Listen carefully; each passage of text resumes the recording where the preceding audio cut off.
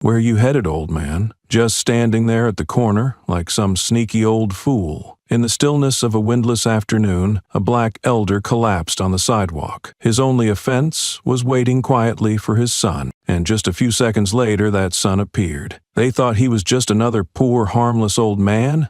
They were wrong. He was the father of a Delta Force operator. Where you live. Do stories like this happen often? What state are you in? Watch until the end to see what happens when justice doesn't get called. It walks in on its own. Mr. Ezekiel Rowe stood quietly under the short awning of a small corner grocery store, his right hand holding a paper bag filled with a few simple items for dinner, his left resting lightly on a worn wooden cane. The sun was about to sink behind a row of aging buildings, casting his shadow long across the cracked cement sidewalk. In the bag were a loaf of white bread, 2 golden apples, a packet of instant porridge, and a bottle of cold medicine. The kind he always bought for Walter, even though he knew his son never got sick. But it had become a habit, just like waiting at this exact spot, at this exact hour, every time his son left base to come home for dinner with his father. A soft vibration on his wrist made him glance down. The old digital watch buzzed to signal 5:30 in the afternoon, the same time as always. No one had programmed it but him, and no one needed the reminder but Walter. No matter how far he went, no matter how busy he was, that Delta Force soldier always knew his father was standing right here, like a second hand that never missed a beat. Ezekiel raised a hand to wipe the sweat from his forehead, then exhaled softly, as if trying to shake off the nameless weight pressing into his chest. He hadn't been young enough to ride a bike for some time, but this neighborhood still made him feel safe, at least until today. A few people passed by and greeted him with familiar glances. Some smiled, some nodded. In their eyes, Ezekiel was neither someone special nor someone forgettable. He was part of the block, like the old tree stump outside the barber shop or the chipped street sign at the corner. A breeze tugged gently at the paper bag, revealing the tip of the bread loaf. He adjusted the bag, then leaned forward a step to brace himself against the wooden pillar beside him. His legs ached dully with every shift in the weather, a lingering cost of years in the military, of long night shifts at the field hospital where he once worked as a medic. That was where he learned how to keep someone alive, sometimes with nothing more than a look, and also where he learned its cruel opposite, the helplessness of being ignored because of the color of your skin. But he never told Walter those stories. That father always chose to talk about sneaking cornbread from the kitchen during night duty, or about the time he was mistaken for the chief physician just because he knew how to wrap a bandage properly. He was proud of his son, not because Walter wore a uniform or carried a badge,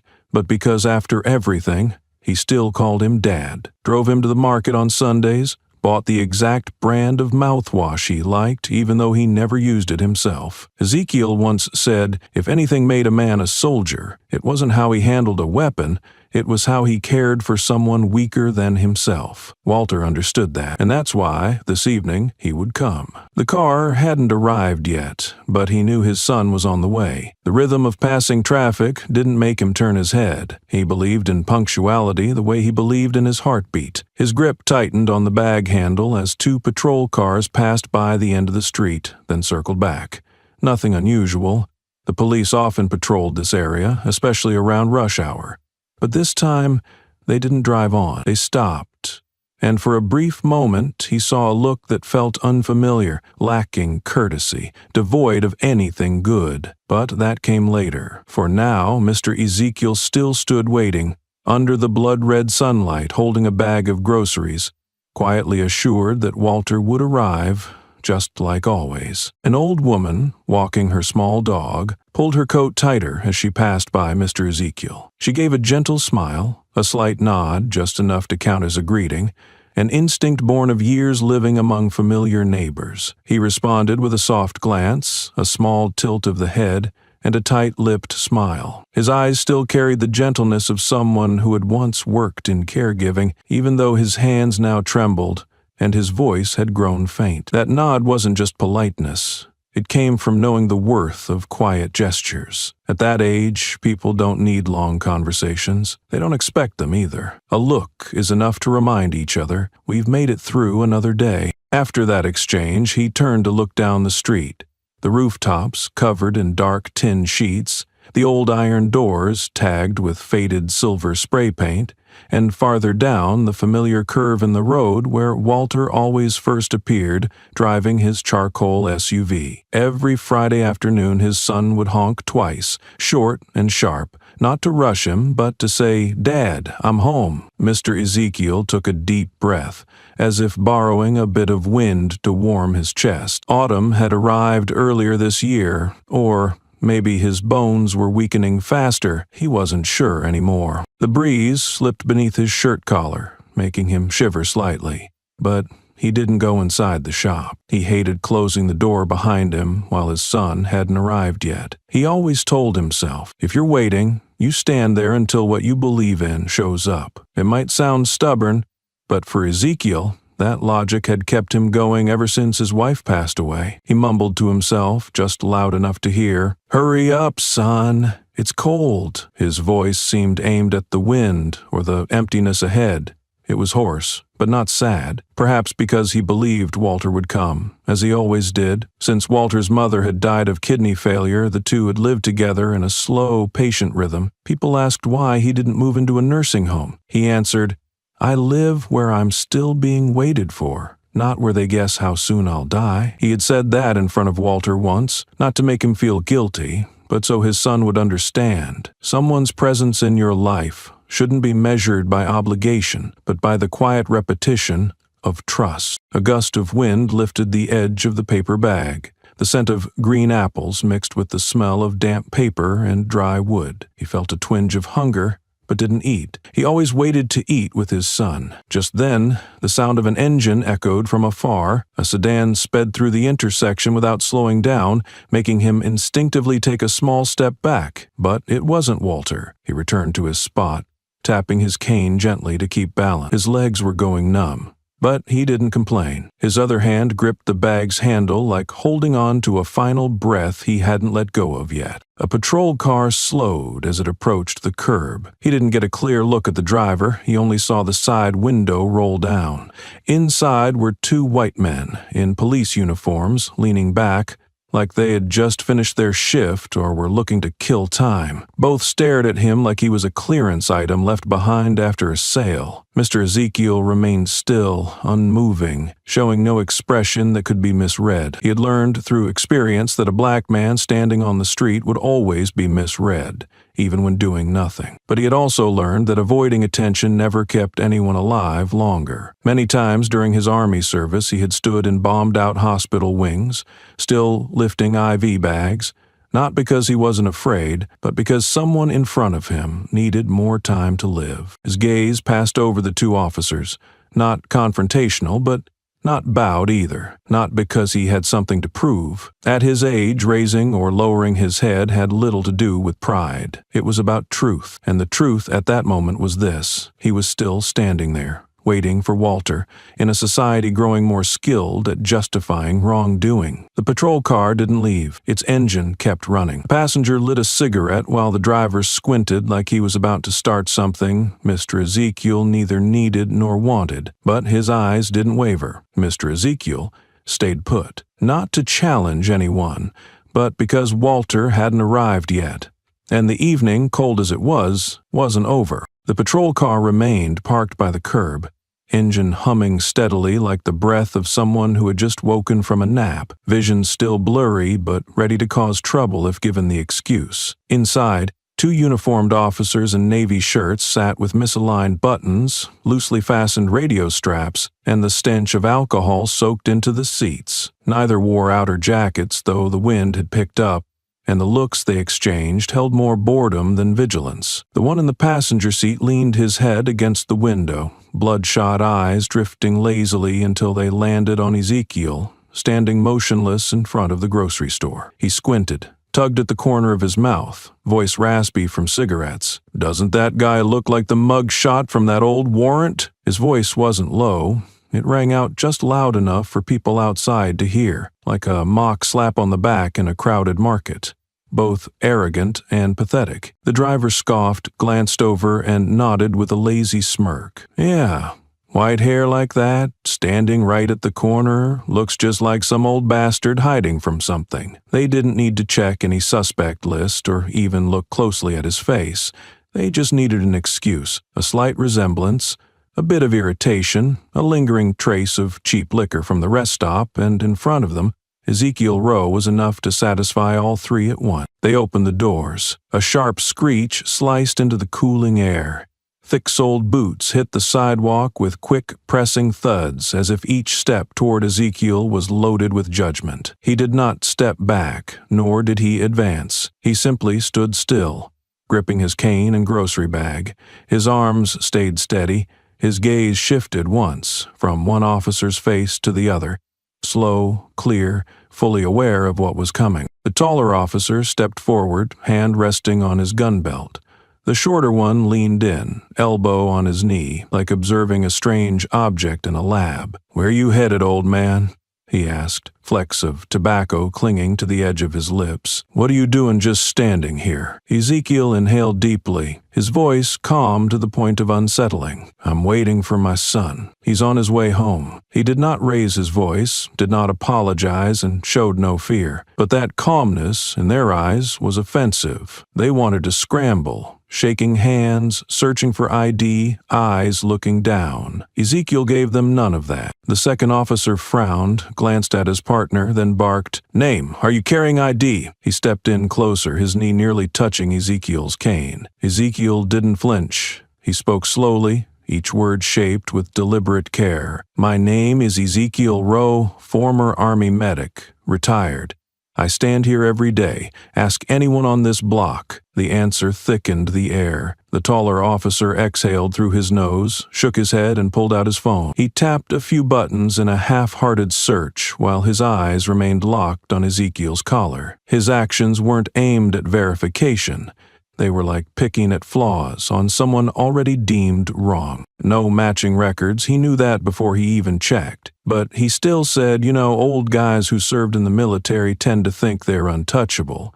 But this is my street. The other officer chuckled hoarsely, turned toward the car as if waiting for a signal from the radio. No signal came, but the silence stretching for those few seconds was enough for Ezekiel to realize this was no longer about identification. This was about a man who had outlived society's patience, and men who had grown too used to using power to satisfy something that never had a name. "You can't stand here," the officer said. "This area is under surveillance. There's a report of a black suspect hiding around here." Mr. Ezekiel lifted the corner of his mouth ever so slightly, as if hearing an old story told for the 10th time in the same tired tone. "Then the report is wrong. I'm not the man you're looking for." His eyes didn't leave the officer's. His words weren't mocking or defiant. They were clear, like a crumpled ID card smoothed out flat. The second officer clenched his fists, moved in closer, and still, Walter had not arrived. The city ticked on in its rhythm, second by second, and only Ezekiel's old watch failed to sound a warning of what was coming. Their boots hit the ground hard, not in unison but with a pressure that suppressed everything around them. The taller one raised a hand, pointed it straight at Ezekiel's face, and snapped, "Hands up!" The command pierced the silence, drawing a few glances from across the street, none of which lasted more than 3 seconds before drifting away. In a place where being questioned for one's skin color was more habit than exception, police presence no longer surprised anyone. Sometimes it even made people turn away faster. Ezekiel stood firm, eyes unblinking, still holding his cane in his bag. He looked at them both as if waiting for them to remember who he was, or at the very least to realize he wasn't the man they thought he was. "You're drunk," he said. His voice was low and hoarse, carrying the weariness of years spent speaking to people who never really paused to listen. "I'm waiting for my son, not for trouble." The statement wasn't a challenge,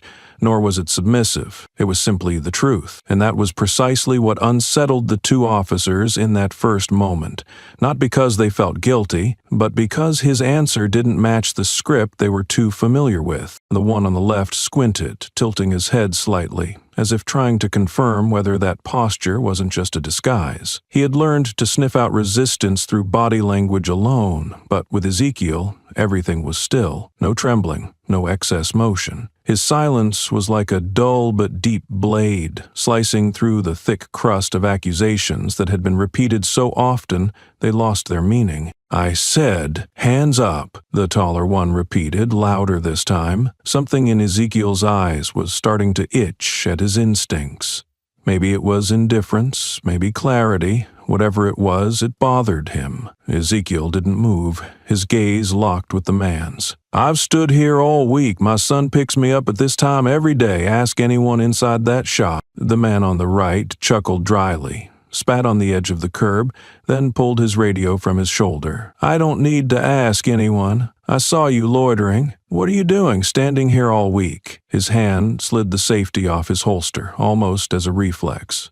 It wasn't defense. It was the kind of gesture meant to remind the person in front that they were being pulled into a lower place. No shouting, no violence, just one finger ready on the trigger. Ezekiel exhaled slowly, offering no reply. He shifted his foot slightly to the left, not in defense, but to regain balance. His knee hurt, and the cold made his joints throb, but he knew even a single step back would shift everything. The smallest concession would become their proof to act, and he didn't want to give them any proof at all. "Last warning," said the officer, his voice sharp now, like a knife slapped against a cutting board for the third time. "I won't repeat myself." "I didn't ask you to," Ezekiel replied, his voice like stone scraped by wind. "I'm standing here, exactly here. If you need paperwork, I can give it to you. If you need to shoot someone, then there's nothing more I can help with." That sentence cracked the air like a surge of underground current. The taller officer stepped forward. His brief nod to his partner was the only cue needed to shift the scene. In the fading light of late afternoon,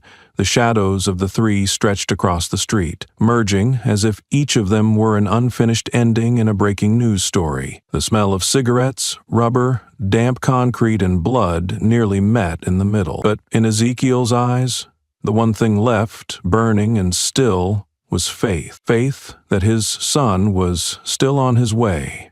The officer leaned forward, gripping his belt as if his hand needed something to hold on to, something to restrain the last bit of patience slipping out of him. His eyes were bloodshot, not from the wind, but from heat, the kind born from pride denied, from seeing someone refuse to bow to his command. He ground each word through clenched teeth, as if threatening was a muscle memory trained into his bloodstream. "I won't say it again. Either you get in the car, or you get in a body bag." His voice struck Ezekiel's chest like a stone dropped onto frozen water. The old man stepped back once, not out of fear, but to keep a distance from becoming the next insult. His cane shifted slightly, the tip of his shoe brushing the thin dust across the sidewalk. He looked directly at the officer, as if reading every wrinkle on that smug face, then spoke slowly, his tone level and firm. "I saved lives in a war. What about you?" The air stopped. Ezekiel's words weren't hard, but their roots were like sharpened rock lodged deep into the earth. The officer didn't answer right away, because in that brief moment, the unconscious comparison between himself and the man in front of him made his hand hesitate. No one talks about war like a scar to boast about, but Ezekiel had said it like a declaration of dignity. The other officer clicked his tongue, spat out a curse, then yanked the radio off his shoulder. He mumbled a few vague phrases about a non-compliant subject, suspicious evasion, and emergency response, all phrased just ambiguously enough to avoid accountability under review. The device's static blended with passing cars, a distant horn from another street, and the fading footsteps of those who knew that staying might mean seeing something they wouldn't forget. Ezekiel lowered his cane to the ground, not to lean on it, but to plant it upright like a flagpole in the middle of the street. His shadow stretched long, cutting across the faded bricks, past both pairs of police boots. He no longer moved, his gaze for the men in front of him. It began to reach farther, toward where his son still had not arrived. "I once held my hand over the chest of a bleeding soldier without asking what color his skin was,"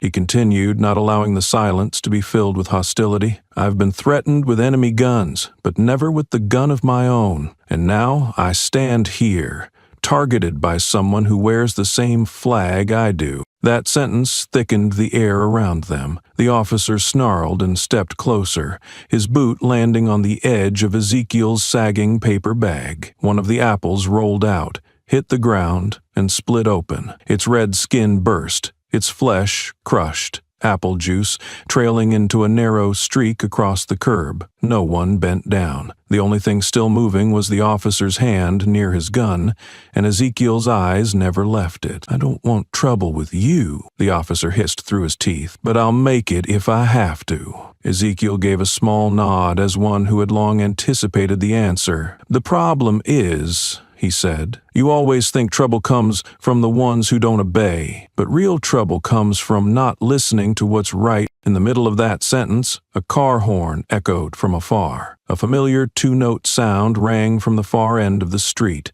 It wasn't the police. It was Walter. But in that moment, the officer drew his gun. The action no longer belonged to reason, but to an instinct numbed by the laziness of unchecked authority. The jerk of his arm was fast and heavy, as if the gun were an anchor to his unspoken rage. A sharp "damn it" burst from his throat, unclear if from panic, regret, or something deeper, trapped beneath a temper never taught to pause. And then the shot rang out. The gunshot wasn't loud, but it sliced the soundscape like a blade. Birds scattered from the power lines. A car in the distance slammed its brakes, horn blaring, before going silent. The air froze like a pane of glass, cracking in the middle of winter. The paper bag in Mr. Ezekiel's hand fell first. The handle slipped from fingers that had lost their grip. The remaining apple rolled out, hit the stone pavement, and cracked in half. 3 eggs collided before hitting the ground, making a heavy, shattering sound. Not enough to frighten, but enough to choke anyone who had ever cooked a dinner. Red blood spilled out, sticking to the thin layer of dust on the sidewalk, blending into the dark red patch that began spreading beneath Mr. Ezekiel's shirt. His body shifted slightly, knees giving out first, like a man trying to regain balance after a wave of dizziness. But there was no balance left to find. Blood seeped through the fabric, from the back of his shirt to his waistband, then trickled along the folds of the fabric. The white cloth was cut by a spreading red streak that reached the hem of his shirt where the pocket of his trousers had already darkened. He toppled forward like someone sitting down in a market, about to ask the price, only to realize his wallet was gone. His gaze wasn't aimed at the officer who had fired, but at a corner down the block. There, headlights from a gray SUV had just come around the bend, slowing at the sight of the frozen crowd. Walter had arrived. But Mr. Ezekiel had no words left to say. Walter slammed the brakes. The tires screeched across the pavement, the SUV jerking slightly to the side. The door flung open before the wheels had fully stopped. He jumped out, his uniform still covered in sand from the training base. One hand tore the cap from his head, eyes sweeping quickly toward the unmoving crowd. He rushed forward, past confused glances, past hands that almost pulled out phones but then stuffed them back into pocket. His long, determined strides carried an urgency that needed no alarm. Then he saw Mr. Ezekiel lying sideways on the cold stone, his hand near the cane, the torn paper bag beside him. Blood had soaked the back of his white shirt, spreading in a line from shoulder to hip, crawling down the sidewalk like an accusation that needed no words. Walter dropped to his knees, cradling his father, the blood soaking into his tactical gear, still dusty from the field. He yanked off his gloves, which fell beside a broken egg, its yolk smeared across the Delta logo near his wrist. The officer stepped back, gun still raised, eyes locked on the collapsing figure. He mumbled something, but no one heard. The street was silent. Everything had stopped. Walter didn't look at him, didn't ask anyone anything. He held his father, feeling each slowing heartbeat in his hands, each broken, blood-stained breath. A sharp gasp came from Mr. Ezekiel's throat, then faded. His shoulders slumped, his head tilted, resting fully against his son's chest. Walter held tighter, blood now smearing his forearm and seeping into his sleeve. No one moved. The distant stares didn't know whether to run forward or turn away. The other officer hadn't yet grasped what had happened, his eyes darting, hand reaching for his radio, but the first words he spoke weren't to request medical help, they were a defense. The suspect was non-compliant. Warned 3 times, there are witnesses, there's a camera. Walter heard it. He didn't look up, but every muscle in his body drew taut like a steel wire pulled to its limit. His hand touched his father's forehead, wiped the thin, blood-streaked dust, then placed it gently on his father's shoulder, as if returning him to the form he had always known, resilient, kind, and now powerless. In that moment, he knew nothing else needed to be said, and he also knew the men in front of him had just placed themselves in the hands of someone who would not back down, not for blood, not for pride, not for the death of a man who had once saved lives without asking names. Walter's eyes locked on the blood. The first feeling wasn't pain. It was a confusion. He didn't understand right away. For a few short seconds, his mind strained to find another explanation for the scene before him. Maybe someone had fallen. Maybe it was an accident. Maybe anything but what he feared. But the blood was real. That red color, that metallic smell, the strange angle of his father's body, all of it erased the hope his brain had tried to invent. He dropped to his knees, cradling Mr. Ezekiel's body as if holding something that must not break. His chest tightened as his hands touched the wound where the blood was already cooling. The scent of cigarettes, street dust, and blood merged into something sickening. Walter looked down at his hands, then at the right shoulder of his uniform, where a small American flag was stitched. A red stain from his father's blood had soaked into that very spot, spreading and sticking. He inhaled hard, trying to hold back the sound rising in his throat, but still let out a hoarse cry. Not loud or long, but heavy like the crack of breaking bone. He lowered his head close to his father's ear and said his name, just once. Then he pressed his forehead to the forehead of the man who had once held him through fevers, who had lifted him after he first crashed during driving lessons, who had sat with him the night before he enlisted. There was no reply, no breath. His father's body was turning cold. Walter placed his hand on his chest, where he had once been told an old wartime bullet remained, one that the doctors had never removed. It might still be there now, but it had been joined by a newer hole, colder, more modern, and fired by someone who claimed to serve justice. Walter looked up and around. Bystanders still stood nearby. A few stepped back. A few raised phones, then lowered them again. The 2 officers were still there. The one who had fired kept the gun lowered but not holstered, blinking rapidly as if he hadn't decided how to feel yet. Walter stared at him. Not blinking, not speaking, not stepping forward, just staring. That look held no loud rage and asked for no reason. It was simple, like an open wound meant to bleed, meant to be seen without need for explanation. The wind blew through, carrying bits of paper and the scent of dinner from a nearby shop. Everything felt normal to the point of cruelty, and within that backdrop of normalcy, a father had died, a son had fallen to his knees, and no one had spoken of justice. Walter lowered his head again, his hand gripping his father's hand, feeling the veins that had once held the pulses of so many now fading. He didn't cry, not out of strength, but from something deeper than tears, a clearer awareness that any drop falling now would be swallowed by the dust like all apologies that came too late. And it was too late to save his father, but not too late to return the truth to everything that had just been denied with the pull of a trigger. The officer stepped back, foot slipping slightly on the cement as Walter's stare cut through him. The gun hand, once firm, began to tremble. No one grabbed the weapon,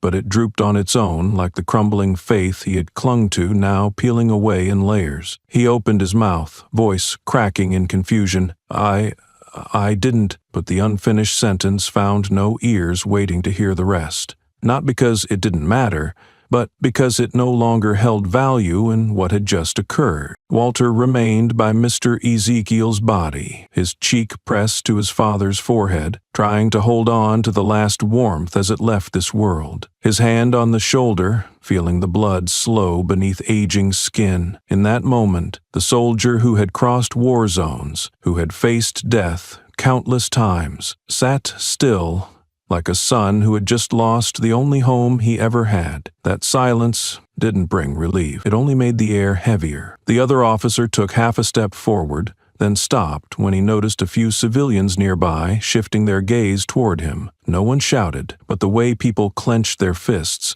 the way a few stepped back but kept looking, that was pressure enough. Walter leaned in gently, his lips close to Mr. Ezekiel's ear. He whispered just loud enough for himself to hear, but not to be drowned out by traffic or wind. He spoke 3 words, each one nailed into the ground like a stake. Do not forgive. It was not a command nor a plea. It was a declaration, a message not meant for the dead, but for whatever was still alive inside him. Forgiveness had always been his first instinct when witnessing cruelty, but not this time. Every ounce of patience, every layer of reason built over years of training, each moral code sharpened by military discipline, now stood silent before the blood of his kin spilled beneath the flag sewn to his sleeve. Walter did not need a reason. He was not looking to justify the fury rising in his chest. The only thing he knew for certain was that no forgiveness belonged in this moment. The officer jerked his hand from the trigger as if he had touched a needle.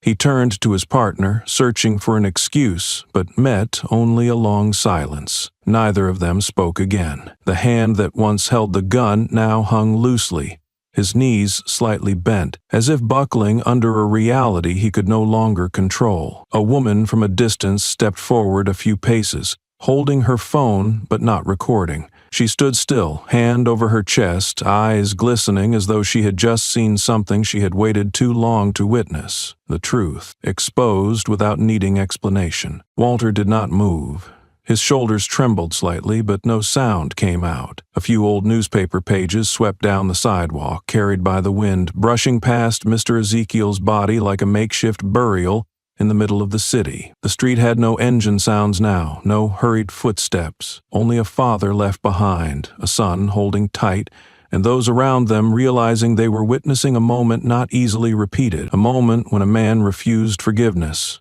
not to sow hatred, but to remind that some deaths must be remembered with clarity, not mercy, that some bullets cannot be taken back, just as some wounds will never heal if people keep forgiving what should never be allowed again. The security camera mounted above the grocery store wall, seemingly useless for months, suddenly became the only witness that could not lie. The angle was off, the footage slightly tilted, but the entire scene was captured within the frame. From the moment Mr. Ezekiel stepped back to the officer pulling the trigger, and finally to Walter rushing in to hold his father, everything was recorded without missing a second. In that video, no one spoke more than 3 sentences. There was no fight, no physical resistance, and no sign of threat from the elderly man who was holding a bag of groceries. Everything was clear enough that no viewer could cling to any excuse. Mr. Ezekiel stood, then fell. The officer stepped back. Walter appeared, his eyes landing on the exact spot where the bullet had struck. The camera caught that gaze, a look that felt less like a son's and more like a living indictment. The clip was uploaded less than 30 minutes after the incident. No one knew who posted it first, but the footage crossed the 1 million view mark in under 2 hours. The silence between each line of dialogue only emphasized the rhythm of tragedy. The way Mr. Ezekiel leaned to the side, the way Walter held his father without saying a word, the way the officer trembled, stammering unfinished words. All of it formed a sequence of images that left people breathless, without the need for sound. The media jumped in.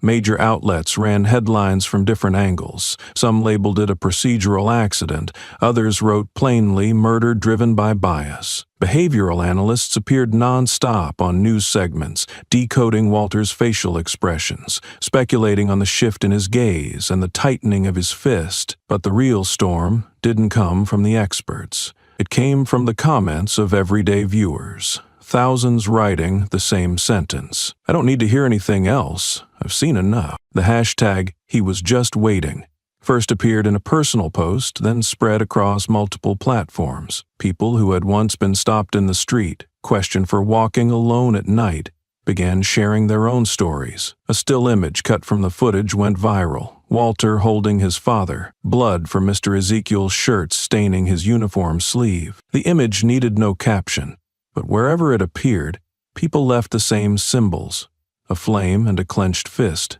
Not long after, an independent news site published a full, accurate transcript of the video dialogue. Hands up, I saved lives in a war. Either you get in the car or you get in a body bag. Those cold black and white lines printed on paper sent more chills than the original footage. Local authorities were forced to announce an investigation. The head of the police department requested leave for personal reasons 3 hours after the video hit 10 million views. A city council member called for an emergency meeting to prevent unrest, but the clearest message didn't come from any official statement or apology. It came from a feeling spreading through the community that this wasn't the first time, and it wouldn't be the last if people kept turning away. In a second video, recorded from a third-floor window by a nearby resident, Walter can be seen placing his father's hand gently onto the pavement, then standing up and walking step by step toward the officer, whose hand was still trembling around his weapon. The clip ends at the exact moment their eyes meet again. No one knows what happened immediately after that, but thousands stopped at that image and wrote the same thing. We just lost a father. Let's not lose the son, too. The hashtag "he was just waiting" first appeared quietly beneath a video clip with no clear source. Just a few simple words, no exclamation marks, no excessive capitalization, but enough for thousands of others to find it and immediately agree. No campaign was necessary, nor were any calls to action needed. That hashtag became the final piece that named the story just witnessed. Mr. Ezekiel was not fleeing. He was simply standing there, waiting for the son he had always believed would come. From that moment, an undercurrent began to spread across platforms. A screenshot of Walter's eyes, captured the exact moment he turned to look at the one who pulled the trigger, was shared over and over. The camera angle was grainy, but that gaze taken from the original clip was cropped, brightened, and spread like a symbol. A verified account commented, "I've watched it 6 times and still can't believe it. Those eyes don't belong to an ordinary man." Below were hundreds of reactions, angry faces, crying emojis, or just a fist clenched tight. That commenter was not famous for journalism or media, but for having once served as a Navy corpsman. Perhaps that was why his words weren't dismissed as emotional. People began analyzing Walter's eyes the way they once dissected cultural icons. Some called it the gaze of someone who had just lost his roots. Others said it was the look only a warrior who had lost a comrade would have. Still others believed it held the weight of an entire generation, unable to forgive the wrongs repeated under blue uniform. Psychologists joined in. A behavioral expert took a still from the footage, added a facial emotion map, and wrote, "This is a look no longer aimed at an individual. It sees through the person in front into a system, unseen but persistent. It is a gaze that refuses to forget." Amid that rising tide, he was just waiting, morphed into several other forms. Waited too long, justice is late, not another name. Each hashtag carried a fury not released through chants or fists, but through memory and acknowledgement. People began telling their own stories. A woman wrote about her father, beaten outside his home just for smoking after 10 p.m. A young boy posted a photo of his grandfather sitting alone on a park bench with the caption, "He wasn't shot, but he was afraid to step outside." On another video platform, a user recreated the entire scene into a short film of just 4 shots. Mr. Ezekiel waiting, 2 officers approaching, Walter running, and that gaze. No dialogue added, no background music. The video lasted under a minute but reached nearly 3 million views in 2 days. The caption read only, "It's not death that haunts us. It's the moment we know we couldn't stop it." The story reached high schools, colleges, and community gatherings. Anywhere someone had ever felt dismissed because of their skin color, age, or appearance that didn't suit someone in uniform, there they saw a part of Mr. Ezekiel. But what was strange was that, even as the pain was shared, the focus wasn't placed on hatred. It centered on the waiting for a son, waiting to go home, waiting for the dinner that had been prepared. And because of that, Mr. Ezekiel's death surpassed the shelf life of a headline. It became a lingering question in the hearts of every viewer. If that were my father, would I have made it in time? And if I had, would I forgive? No one answered that question with words. They answered it with a look, just like Walter did. The press conference was hastily arranged in a small conference room inside NYPD headquarters. Behind the podium stood a backdrop printed with the department's logo, and on the table lay printed statements, stamped with the words, "Content approved." A middle-aged spokesperson with a tired face read each sentence slowly, as if every word had been revised 10 times. He spoke of an unfortunate incident, emphasized that the use of force was not intentional, and that the victim failed to comply with the officer's clear commands. The final line ended with a robotic expression of condolences, sounding as if it had been generated by an algorithm. No one in the room stood up in protest, but no one clapped. Reporters exchanged glances, some scribbled notes, some took photos without bothering to adjust focus. News outlets published the statements almost immediately, but the summaries from the press conference were quickly criticized as hollow, shallow, and evasive. What drew the public's attention wasn't in the scripted remarks, but in the absence of the one person they hoped to hear from, Walter Rowe. Walter had been invited to speak several times. Media outlets, independent journalists, and even a representative from the governor's office requested a word, even the briefest sentence.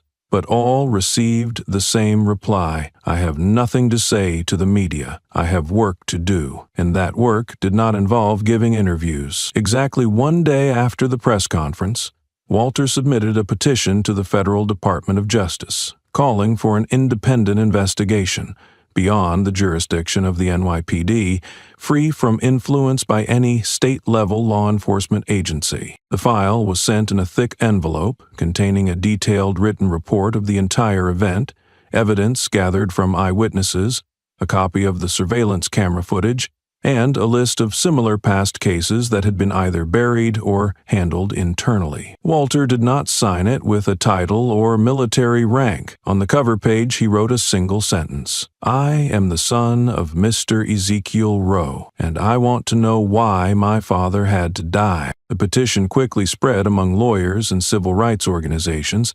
They saw in it not only a demand for personal justice, but a warning to the entire system that silence would no longer be tolerated. A former federal prosecutor called it a case written in blood, but argued with reason. Legal experts began analyzing each detail in the file, assessing that the likelihood of the Justice Department being compelled to intervene was high, especially given that public trust in city law enforcement was at a historic low. Meanwhile, Walter continued his daily routine. He did not avoid public places, did not seek shelter. He remained the same tall man in an old brown coat, still visited the grocery store where his father once stood, and still paused when someone greeted him. But his eyes had changed. They were no longer the quiet eyes of a man who had served silently in uniform. They were the eyes of someone who knew exactly what kind of war he was now walking into, one without trenches. An old friend from his unit once messaged him, "You don't have to carry this alone." Walter replied with just one sentence, "I'm not carrying it. I'm laying back every stone they once tried to bury." City officials began to feel the pressure radiating from outside. When the investigation file reached a well-known state legislator,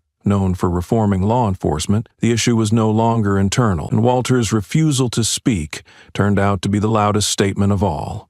No cooperation with excuses, no acceptance of narratives rewritten by power. He wasn't demanding justice for a victim, he was reclaiming truth for a man. And the name Ezekiel Rowe, once labeled the non-compliant man, was now being rewritten to its truth: the man who waited and was shot. One evening, after a press conference full of evasive answers inside a small break room at a district police station, a black officer sat silently before a monitor. He hadn't spoken during the meeting, didn't join the discussion channel, and posted nothing on social media. But when everyone had left, with only the ceiling fan spinning and yellow fluorescent light casting down on a cooling cup of coffee, he muttered, "We warned them, sent reports, spoke up in tactical briefings, but no one listened." That sentence wasn't recorded in any minutes, but it spread quickly, like a sigh hitting a truth many in the force had long avoided. Warnings were once ignored because they came from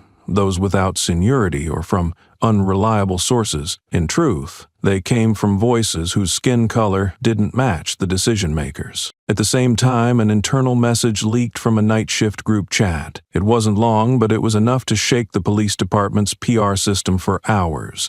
"New score for the squad bonus?" The message was sent shortly after the officer who shot Mr. Ezekiel was placed on temporary leave, with no formal indictment announced. The use of the word bonus as an internal reward implication sparked outrage. Dozens of posts pointed out the rot within the very unit tasked with monitoring excessive force.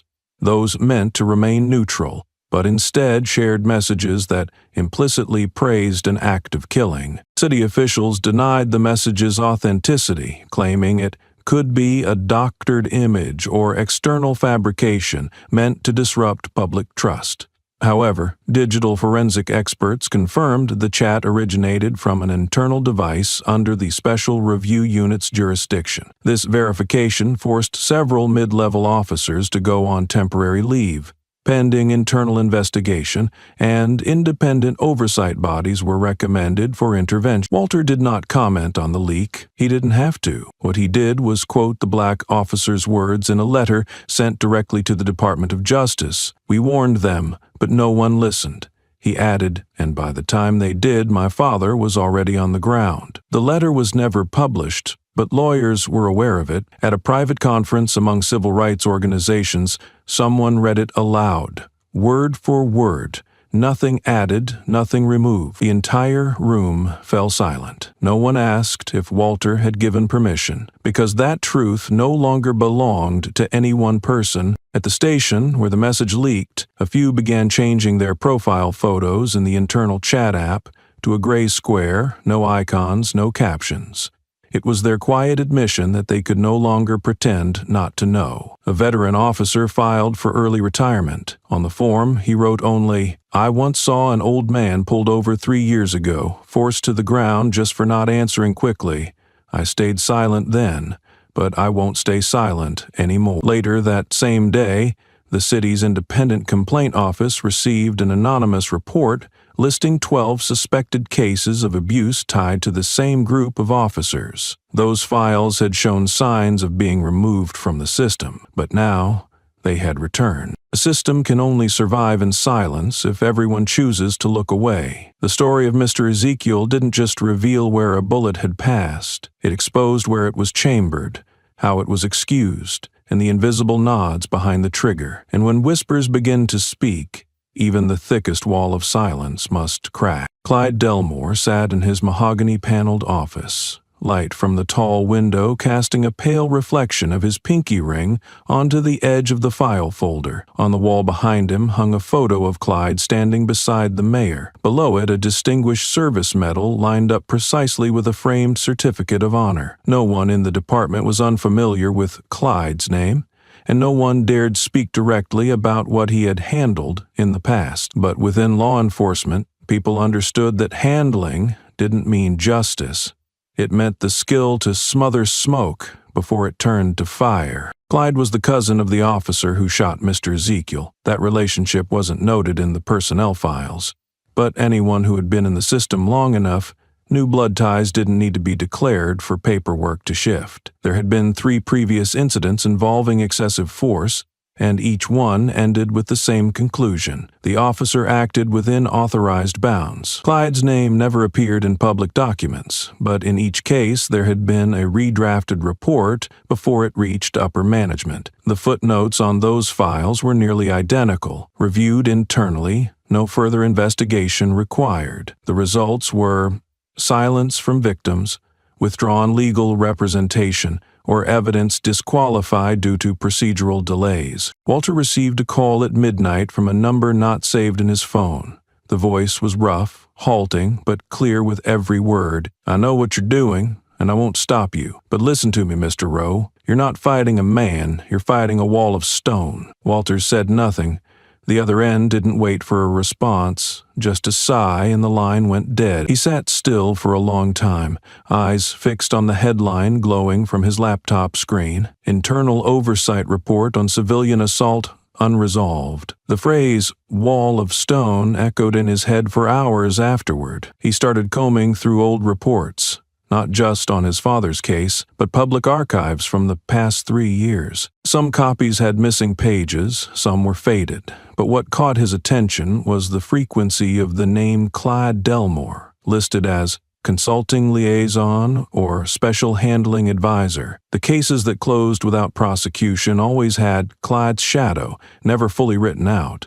Always just a presence. The individuals who had filed complaints later faced repercussions. One was demoted, another took medical leave, and one vanished from all personnel records. There was no direct evidence, but Walter knew he was walking on a floor slick with oil. One wrong step and everything could slip away. He was not a lawyer, nor trained in criminal investigation, but military experience had taught him how to read the language of power, not from speeches, but from the blanks and documents, the notes too clean to be real, the red stamps missing corners. Those details spoke louder than any threat. Walter reached out to a former investigator from the Internal Oversight Board, someone who had been suspended for publicly challenging the handling of an abuse case. They met in a suburban cafe, where the man handed Walter a small external drive. No long introduction, no promises, just one line. "I kept it in case someone was brave enough to dig into that stone." That night, Walter didn't go home. He opened the drive-in, a rented room. Inside were audio recordings, forgotten meeting transcripts, and internal emails never meant for public release. Clyde Delmore's name appeared repeatedly. The conversations were one-sided, but enough to reveal how Clyde steered the entire system like his own private chessboard. This time, Walter didn't take notes.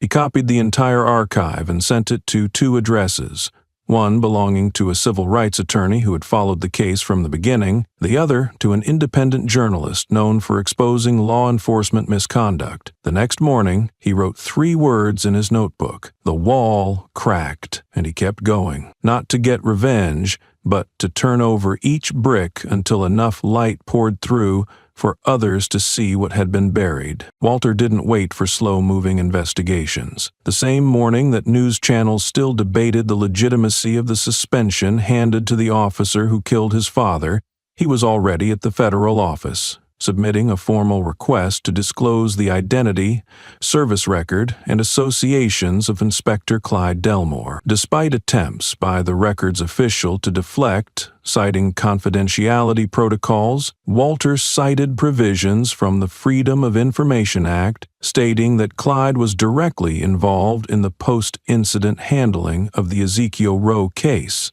and under federal law, that could not be kept hidden. While awaiting official confirmation, Walter began mapping out Clyde's network himself. He didn't expect anyone to hand him the answers.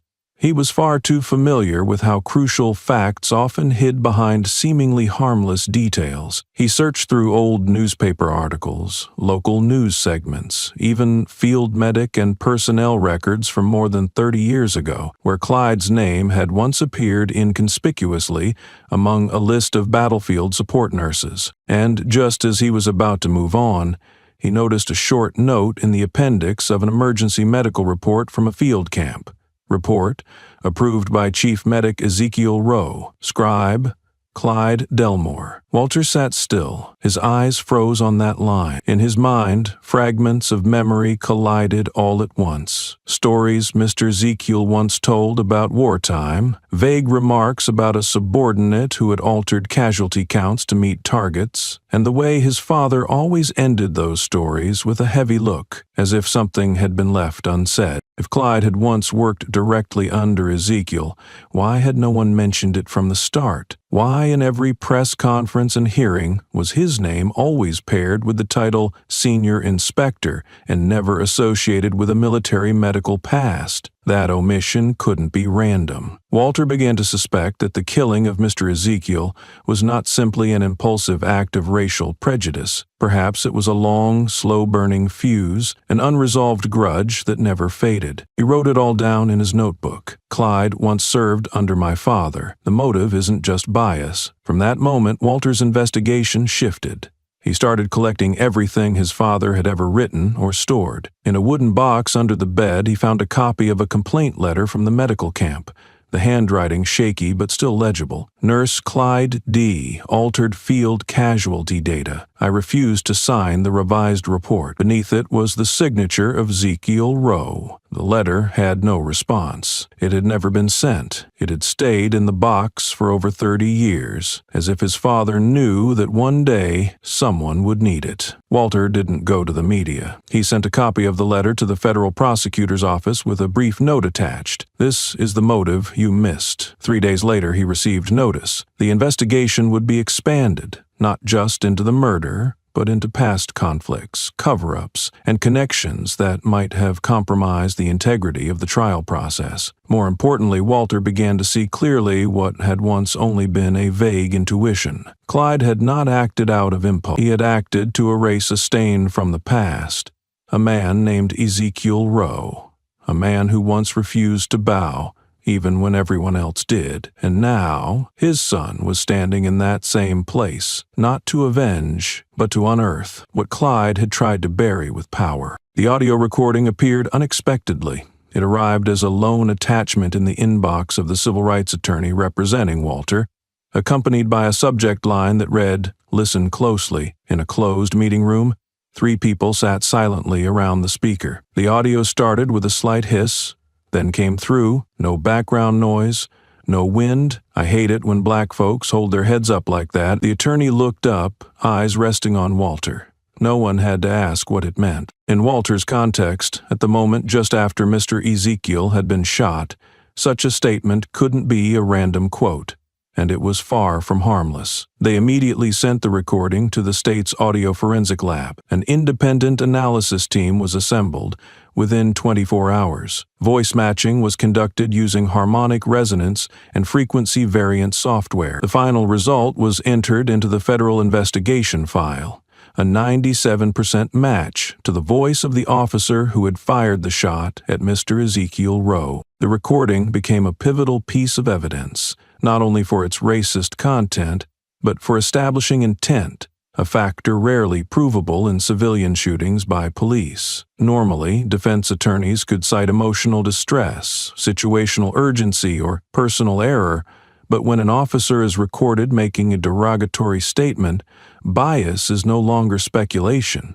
It becomes grounds for establishing premeditation. Walter held the analysis in his hands, eyes fixed on the signature of the acoustic expert. What he felt wasn't triumph, it was clarity. All this time, he had been fighting in a fog where every step was clouded by layers of power, policy, and distorted fear. Now, at least, there was one piece of sound, clear and independent, that could not be denied. Federal prosecutors immediately expanded the charges. The officer would no longer be tried solely for use of deadly force in the line of duty, but also for racially motivated deadly violence. That change meant harsher sentencing guidelines and narrower immunity protections. Meanwhile, police defense lawyers launched multiple countermeasures, from questioning the legal chain of custody to floating the idea of synthetic voice manipulation. But the forensic lab shut that down quickly. The recording showed unique vocal resonance patterns that couldn't be replicated without the source input. Furthermore, the file's metadata confirmed it had been captured nearly 2 weeks before the shooting at a small off-duty gathering within the patrol unit. What outraged the public even more was that after the clip leaked to the media, many recognized the phrase. Several individuals who had encountered the officer came forward, saying they had heard something similar. A woman working in emergency services recalled, "He once joked about showing black men who's in charge. I just never thought it would turn real like this." Walter made no public statement, but he sent a handwritten note to the prosecutor's office. It contained only one sentence. That voice didn't fire the gun, it pulled the trigger. In a closed-door meeting of the investigative panel, The lead prosecutor read the line aloud before signing the amended indictment. The legal battle was far from over, but the recording had unlocked a different kind of door, not one of sympathy or debate, but a cold corridor leading straight into the heart of the system, where hateful whispers, long thought to be forever buried, now echoed loud enough to strike at the walls protecting power. And every time that clip was played again, people no longer heard just a sentence.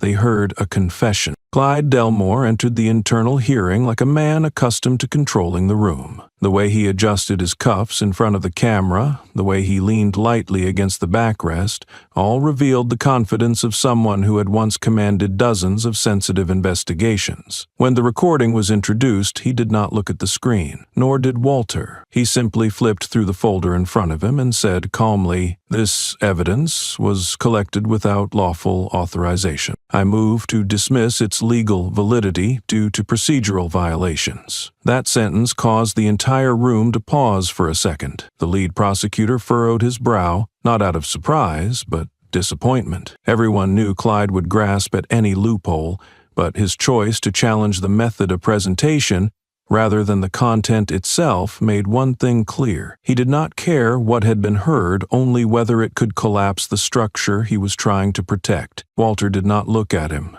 He stood up straight, without waiting for an invitation to speak, without citing any legal precedent. He pulled out a copy of the letter Mr. Aziel had once written, the letter that was never sent, the one detailing Clyde's prior misconduct in falsifying casualty records. He did not raise it high. He simply held it in his hand, voice lowered. "I don't need anyone to speak. I just need someone willing to listen." That line was not entered into the official hearing transcript, but the internal clerk later admitted that their pen had paused, unsure whether to record it word for word. It was not a plea, and even less a political statement. It was a boundary between those who chose to listen and those who had long chosen to cover their ears. From that moment, the dynamic shifted. Some members of the internal affairs team began proactively re-examining old case files, cases previously overseen by Clyde, testimonies once dismissed, and cameras that had accidentally malfunctioned at the right moment. No one said it aloud, but everyone knew silence could no longer shield a system already cracking from within. Media were not allowed inside the courtroom, but fragments of information still leaked out through private channels. A veteran reporter wrote, "I wasn't allowed in,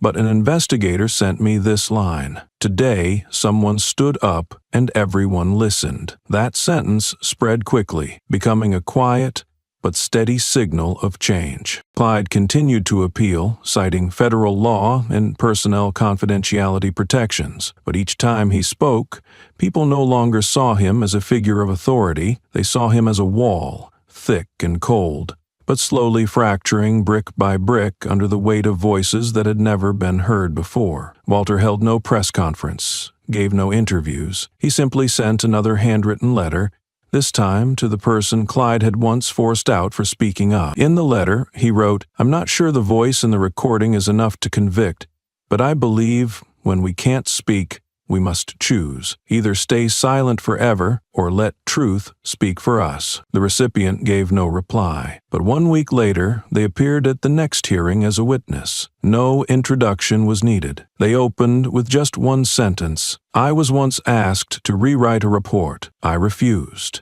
and I was reassigned 7 days later." The story gradually shed its administrative dispute veneer and revealed its core, a system that once chose to compromise with wrongdoing, once believed silence would let things pass. But, as Walter had said, he did not demand that people take his side. He only needed enough of them willing to listen. And now, those people were beginning to step out of the shadows.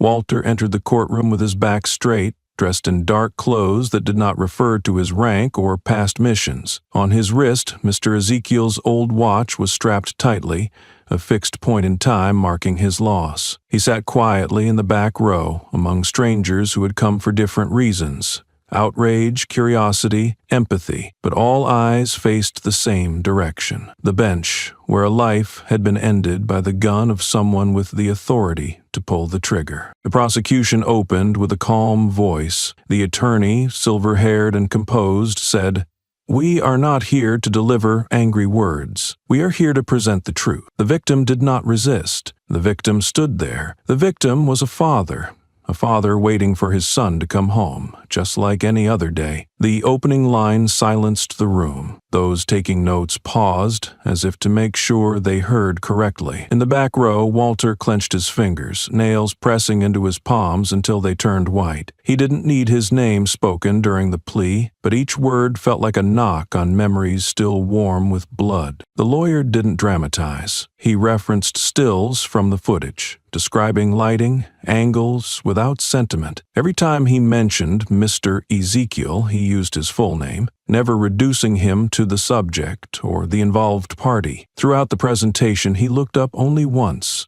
while showing the frame of Mr. Ezekiel sitting on the curb, still holding the grocery bag. This is the person the defendant claimed was a threat to public safety. Walter kept his eyes on that image, not to deepen the pain, but to remember that this trial was not just about the number of years in a sentence. It was about redefining how a death is seen by those who claim to uphold justice. The attorney moved forward, presenting each piece of evidence: the 97% voice match to the officer, the contents of the leaked recording, and testimonies previously dismissed as lacking weight. Each came with a forensic expert's cold, concise evaluation, not a word wasted. The defense remained largely silent.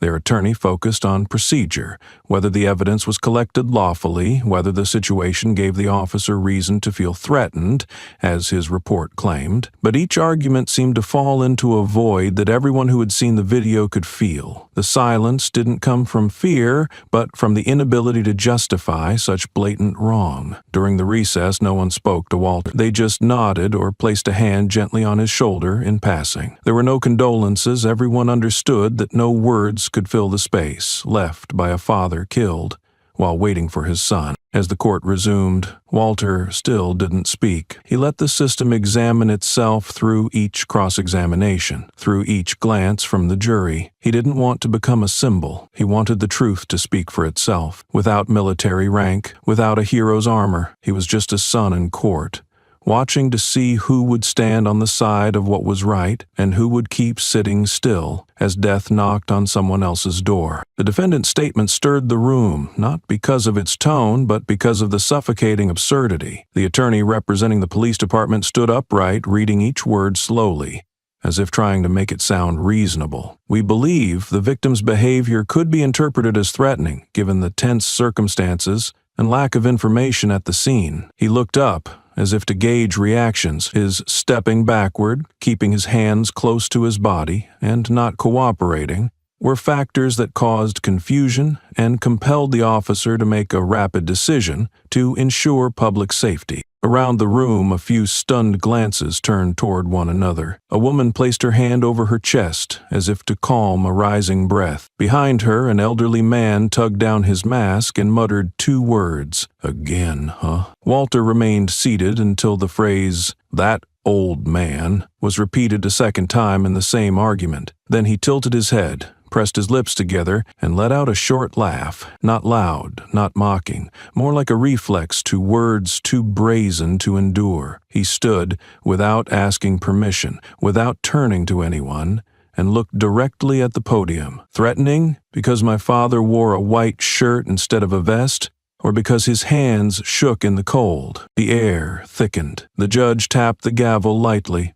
A reminder, but no one asked Walter to be quiet. His words were not theatrical, not drawn out. They were a sliver of irony, beneath which boiled a quiet rage. An old man waiting for his son, holding a grocery bag, looking straight ahead and speaking clearly, "And that, to you, was more dangerous than an armed suspect?" He turned toward the jury, voice slowing, nearly a whisper. "Then maybe your definition of threat is aimed at the wrong person." The defense attorney did not respond. He looked down, flipped through papers, trying to cover silence with mechanical movement. But the silence no longer belonged to him. It belonged to those who had heard, who had seen, and who now had to ask themselves whether the system they trusted truly protected them or merely codified fear into commands. A juror, a white woman, about 50, jotted something quickly in her notebook. Her eyes didn't meet Walter's, but her throat swallowed hard. Not from emotion, but from confronting her definition of justice.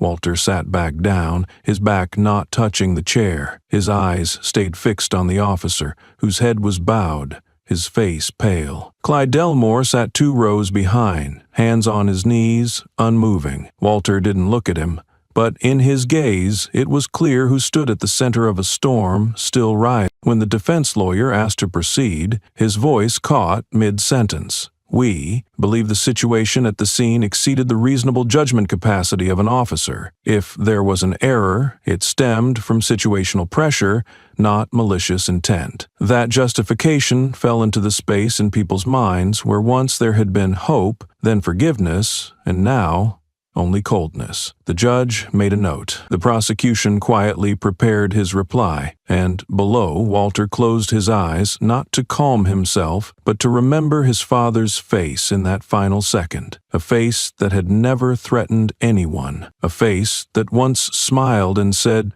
"Hurry up, son, it's cold out." No one expected the next witness at that day's hearing to be a young female officer. Her face pale, but her eyes steady. She stood at the witness stand with both hands clenched, taking a deep breath like someone who had just cleared the final barrier between fear and herself. When asked about the behavior of the officer who fired the shot, she looked forward and spoke directly, without hesitation. "I've seen him do that before." The room seemed to slow. The prosecutor raised an eyebrow, hand reaching for his pen. The judge looked up. Walter sat still, eyes fixed on the woman standing in the circle of testimony. She swallowed, then continued. "A year ago, during a routine traffic stop, he pulled his gun, no warning, no valid reason. The target was a young man, 21 years old, also black."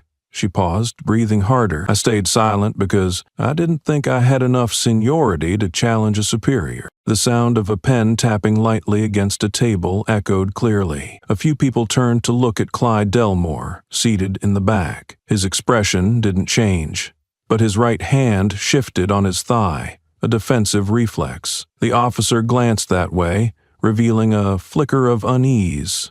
But she didn't retract her statement. "If I had spoken up earlier, maybe Mr. Ezekiel wouldn't be lying on the ground now." Walter turned away, covering his mouth. He didn't cry, but his shoulders stalled for a few seconds. The prosecutor nodded in thanks and turned toward Clyde, now invited to respond. He stood, walking slowly to the front, his sleeves neatly adjusted, shoes polished to a mirror shine. But when the microphone switched on, his voice no longer carried the tone of those internal briefings. It was dry, fragmented, and deliberately vague. "I don't recall the specific incident she's referring to," Clyde said, eyes dodging the camera. "I wasn't involved in the actions of any frontline officers on the day Mr. Ezekiel Rowe was killed." The prosecutor offered no reply. The silence after that statement said more than any rebuttal. No one in the courtroom mistook the meaning behind the words, "I wasn't involved." A man with 30 years in the department, credited with training over half the current force, now claimed no basic supervisory knowledge. One reporter leaned to a colleague and scribbled in his notebook, "Top brass can't remember who his subordinates shot." A few eyes shifted toward Walter, waiting for a reaction, but he remained still, eyes half closed, as if containing something he refused to let loose. Behind him, an elderly black man sighed, "Same uniform, different heart." The judge nodded, calling for a 15-minute recess. The room emptied slowly while Walter stepped into the hallway, where sunlight had just broken through a narrow window pane. He stood there, gripping the edge of his coat. In the light, his fingers trembled slightly, not from fear, but because his body was registering every word spoken as if etched into stone. As the witnesses cleared the chamber, the courtroom quieted like a space freshly emerged from a storm of testimony. Walter didn't rise. He sat in the middle row, hands interlocked, eyes down on the faded wooden floor. But when Clyde walked past, avoiding eye contact and carrying himself as if life had left no burden behind, Walter stood and moved toward the podium reserved for personal statements. "I lost a father. You all lost your memory. What game are we playing here?" The question dropped into a silence no one dared interrupt. A few people turned their heads. Some veteran officers lowered theirs, not in guilt, but in speechless uncertainty. A few defense attorneys paused mid-typing. They didn't know what to write next. Walter didn't let the question become just another accusation.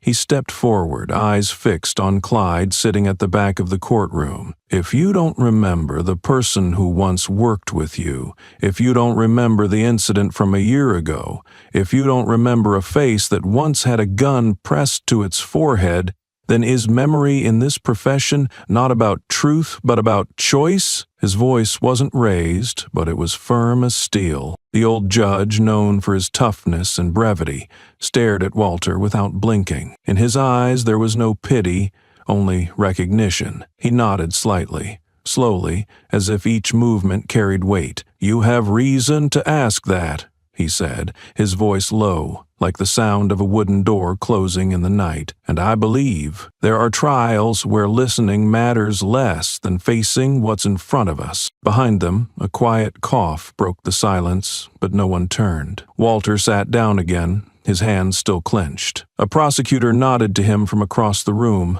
No handshake, no compliment. Here the only thing acknowledged was truth. And truth did not need posturing. Clyde remained silent, his gaze distant as if counting the bricks on the wall. But if one looked closely, they could see a vein pulsing at his wrist. He knew the time for hiding in the dark was running out. No one spoke blame aloud. But every stare, every piece of evidence, every question, like a nail struck deep, made his silence no longer evasion, but an unspoken confession. The hearing continued, but the atmosphere had changed. It was no longer a place for debate between law and logic. It had become a space where gaps in memory were dragged into the light, where each person had to face what they had tried to forget, ignore, or conceal. And at the center of that room, Walter remained, not as a soldier, but as a son. He wasn't demanding justice arrive that moment, nor forcing anyone to change overnight. But with that single, pointed question, he had pierced the thickest wall, the one wrapped around the conscience of an entire system. And from that point on, no trial would ever be the same again. On an otherwise ordinary morning, an anonymous email landed directly in the inbox of the temporary federal investigative team, containing 4 embedded links to the NYPD's internal system. In the attached note, the sender wrote, "I used to be part of that system. I used to stay silent, but this time I can't." The officer had retired and remained unidentified, leaving only one final sentence. "Clyde has buried at least 4 similar cases in the past, and he always knew how to make them disappear." The names of the victims were listed with specific dates and times, all black citizens, all arrested or subdued in incidents with no initial reporting. Some had no formal case numbers, only scattered mentions and email exchanges between officers. What stood out most to the investigators was a repeated pattern, direct or indirect involvement from Clyde Delmore. He consistently appeared at the final steps of the process, where the decision was made whether a case would be internally closed or not. Within 12 hours of the email surfacing, a major television network aired a story titled "Alleged Cover-Up of Systemic Violations Inside NYPD," opening with an image of Clyde at the department's 30th anniversary celebration. The screen is split into 4 quadrants, each showing one of the cases, location, time, and ending with the cold caption, "No action taken." The anchor closed the segment with a single line, "Sometimes justice isn't delayed, it's locked in someone's filing cabinet." On social media, the hashtag 4timesunpunished gained traction. One account, run by a former medical staffer, wrote, "I witnessed one of these. The victim was my friend's father. The case file vanished after a 10-minute meeting. Shares multiplied by the hour, not through sensational images, but from first-hand statements.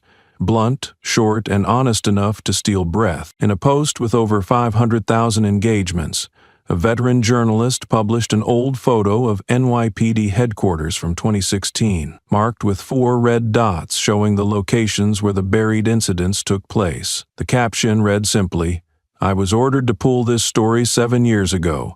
Today, I write it again, and no one gets to pull it now." In the temporary office of the investigation unit, the lead coordinator placed both hands on a freshly printed dossier sourced from the anonymous tip. She flipped through the pages without taking notes, underlining only the names she recognized. Clyde had not lied by saying he didn't know. He had only learned how to make everyone else forget. As the wave gathered force, it went beyond calls for individual accountability. Demands for a full federal-level independent investigation appeared in national broadcasts, editorial columns, and official petitions from 3 civil rights organizations. A group of former officers signed a joint open letter to the Department of Justice. If those 4 cases were closed due to lack of evidence, then here we are the evidence. We were told to clear annotations.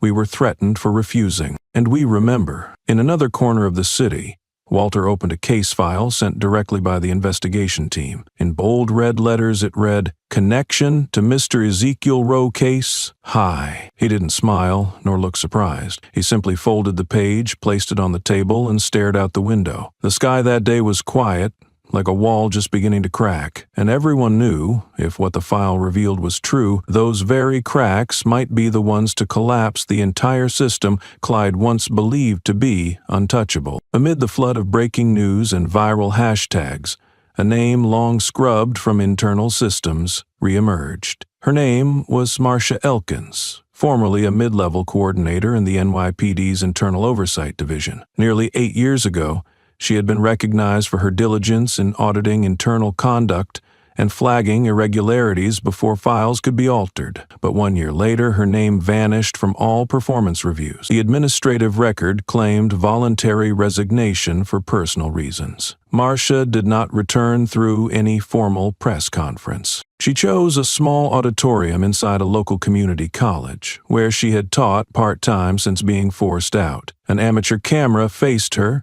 the lighting uneven, the mic slightly fuzzy, but her words cut through every wall. She opened a laptop and projected a series of internal emails with verified addresses, including correspondence from Clyde Delmore himself. "I once objected to closing the case of a black victim named Jonathan Reeves. The reason cited was insufficient video evidence, even though we had 4 witness statements and photos from the scene. I filed a request to keep the case open until the next review cycle. The next morning I was reassigned to logistics. I never signed a resignation, and I never forgot," she said. Everyone in the room remained silent as she read aloud excerpts from the files that had been shelved. She didn't cry, nor did she raise her voice. Her expression was that of someone who had learned to live with a conscience long suppressed, and now had nothing left to hold back. "I have nothing left to lose, but I still have my dignity, and apparently that's enough to return." Ever since the name Clyde Delmore appeared again in the case of Mr. Ezekiel Rowe. That same evening, the video of Marcia's testimony spread rapidly across multiple platforms. There was no editing, no added subtitles, yet the view count surpassed 3 million in 24 hours. Viewers left comments, not filled with rage, but in quiet solidarity. "I am the child of someone who was wrongfully held in an NYPD cell in 2012. I believe you." Another account wrote, "When silence is betrayed by truth itself, it's no longer betrayal, it's awakening." At the investigation office, Walter received a full transcript of Marcia's statement. He read each line under the glow of his desk lamp, his face unmoved. But in his eyes, something closed, and something else began. When asked for comment during a closed-door session among involved parties, he said only one sentence, no more, no less. "Justice is not gagged, it's just waiting for someone brave enough to pull the tape off." That line was quoted across media outlets at lightning speed, but Walter offered nothing further. He didn't share personal feelings, didn't respond to the praise beginning to surface here and there. He understood the core of this battle was never about turning one individual into a hero. It was about giving back the weight of truth to the voices of those who had once been pushed aside, silenced, and made invisible. And when someone like Marcia dares to step out of the dark, other doors begin to crack open too. Silence is no longer whole. What Clyde once believed he had buried was now rising, one truth at a time. More than 30 years ago, in a war-zone field hospital, the names Ezekiel Rowe and Clyde Delmore appeared together in assignment records. They weren't close, but fate placed them on the same night shift when a young soldier, fatally wounded in a training mishap, was brought in. Clyde, in charge of casualty logs, proposed labeling it as a combat injury to protect morale and avoid scrutiny. Ezekiel, his medical coat still soaked in blood, stood before the report table and simply said, "I won't make his parents believe a lie." Then he rewrote the report by hand, attaching evidence himself. The incident faded with time, but not for Clyde. Years later, as Ezekiel was up for promotion, a harsh review suddenly surfaced authored by Clyde. Though full of vague criticisms, it was ultimately overruled. From that moment, Ezekiel never mentioned Clyde again, but he understood. Some people don't silence others with weapons, but with paperwork, revisions, and half-truths designed to erase defiance. He never expected to cross paths with Clyde again. But decades later, in a courtroom under public scrutiny, their history resurfaced. Journalists traced old documents, connected names, and exposed a trail of manipulated reports tied to Clyde. Quiet resentment that had simmered for years now cracked wide open. Walter received a letter from a retired medic who had served with his father. The ink had faded, but the message was clear. "Your father never bowed to power. Serving with him was my honor." Walter placed the letter in the pocket where he kept his father's keepsakes. He felt no rage, just a sharpened stillness. This fight didn't begin with a trigger. It began the moment men like Clyde believed the truth could be edited out of history. And now, though Clyde had yet to bow, the things he had buried in the past were beginning to surface, line by line, word by word, testimony by testimony. This was no longer just about two men in a makeshift medical room. It was a confrontation between two ways of life, one that believes in protecting power, and another that believes in the truth, even at a cost. The letter arrived early in the morning, just as Walter returned from a meeting with the investigation team. It came in a worn yellow envelope, handwritten in a gentle, slanted script with no sender, only the line, "To Walter Rowe, son of Ezekiel." Inside was a folded sheet, a few brief lines in fading blue ink smudged at the end. "I was the nurse assigned alongside your father during the Western Field Campaign. He never bowed to power, not even in war, and he never needed recognition for it." Walter sat quietly, eyes reddening, though his hands were steady. He'd only known fragments. Stories of his father saving men under fire, stitching wounds with trembling hands, carrying his wife's letter for over 20 years. But this was the first time someone who stood beside him had put that truth into writing, the truth the system tried to erase. When he shared the letter with the team, a federal attorney simply nodded. "Some evidence doesn't need legal proof. It's valid because it reaches the conscience." Walter knew then this wasn't personal anymore. It wasn't just about a father before his son. It had become a test of values. Stay silent for dignity or bend the truth for power. Clyde had always chosen the latter. He never pulled a trigger, never showed up at a scene, but his name surfaced in nearly every doctored report. He moved the system like chess, his words outweighing truth. But the truth, once enough people stand, becomes a force no wall can stop. Ezekiel chose silence, not out of fear, but because he believed justice had its time. He lived simply, raised his son, and carried his pain quietly until his death forced the past back into daylight. Walter saw it unfold daily, old witnesses reaching out, sealed files reopened, deleted articles spreading again. The system's cracks were visible now, and he knew this wasn't the moment to back down. "My father didn't bow," he told a reporter, "because some things aren't meant to be silenced, war or not." The room fell still. No one asked more. Walter wasn't speaking for attention.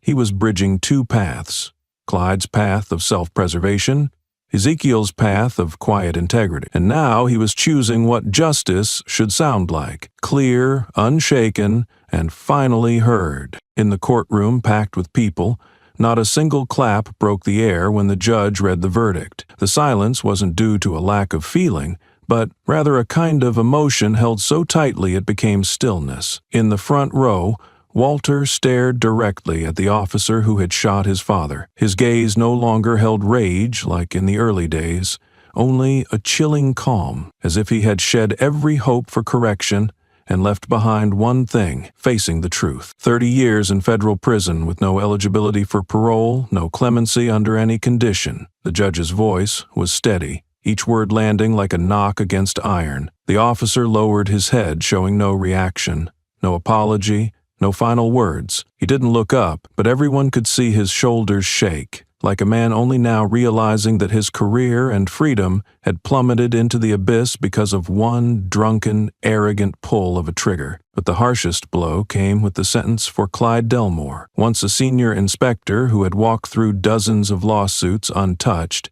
he now stood under the courtroom lights, no gold-plated watch on his wrist, no authority in his voice. When the judge announced, 18 years in prison for evidence tampering, information suppression, witness intimidation, and abuse of power during tenure, no one in the room showed surprise. Every detail had already been laid bare over weeks of hearings, but it was the long silence after the verdict that stood out most. Walter didn't take his eyes off Clyde. He didn't need a confession. What mattered had already happened. One of the seemingly untouchable walls within the system had collapsed. A man who once sat in the director's seat, signing off on internal denials, now stood as a defendant judged by the very system he thought he could manipulate forever. As Walter left the courthouse, he didn't speak. Reporters surged toward him. Microphones raised, questions thrown rapidly. How do you feel? Was it enough? Do you forgive? He walked slowly, keeping a deliberate distance. On his wrist was still his father Ezekiel's old watch, not for the time,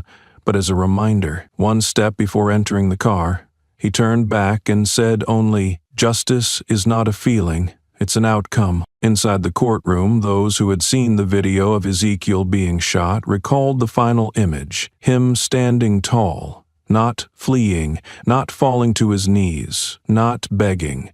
He was shot while holding his stance, waiting for his son. And today's verdict affirmed that stance, unbowed.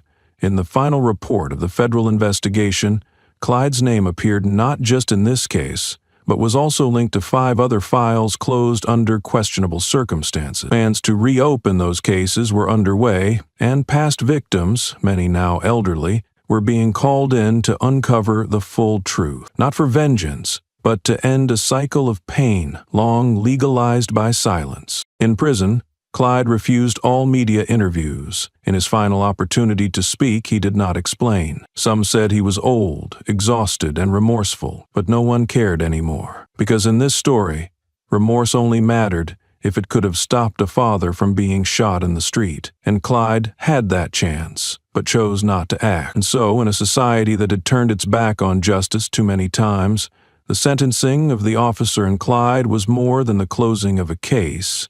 It was confirmation that there are limits, and when crossed, even the system must confront itself. No gunfire needed, no banners raised. Justice can still walk in the form of a son who refuses to let go. Walter left the courtroom while the judge's voice still echoed behind him. The door closed softly. No one stopped him.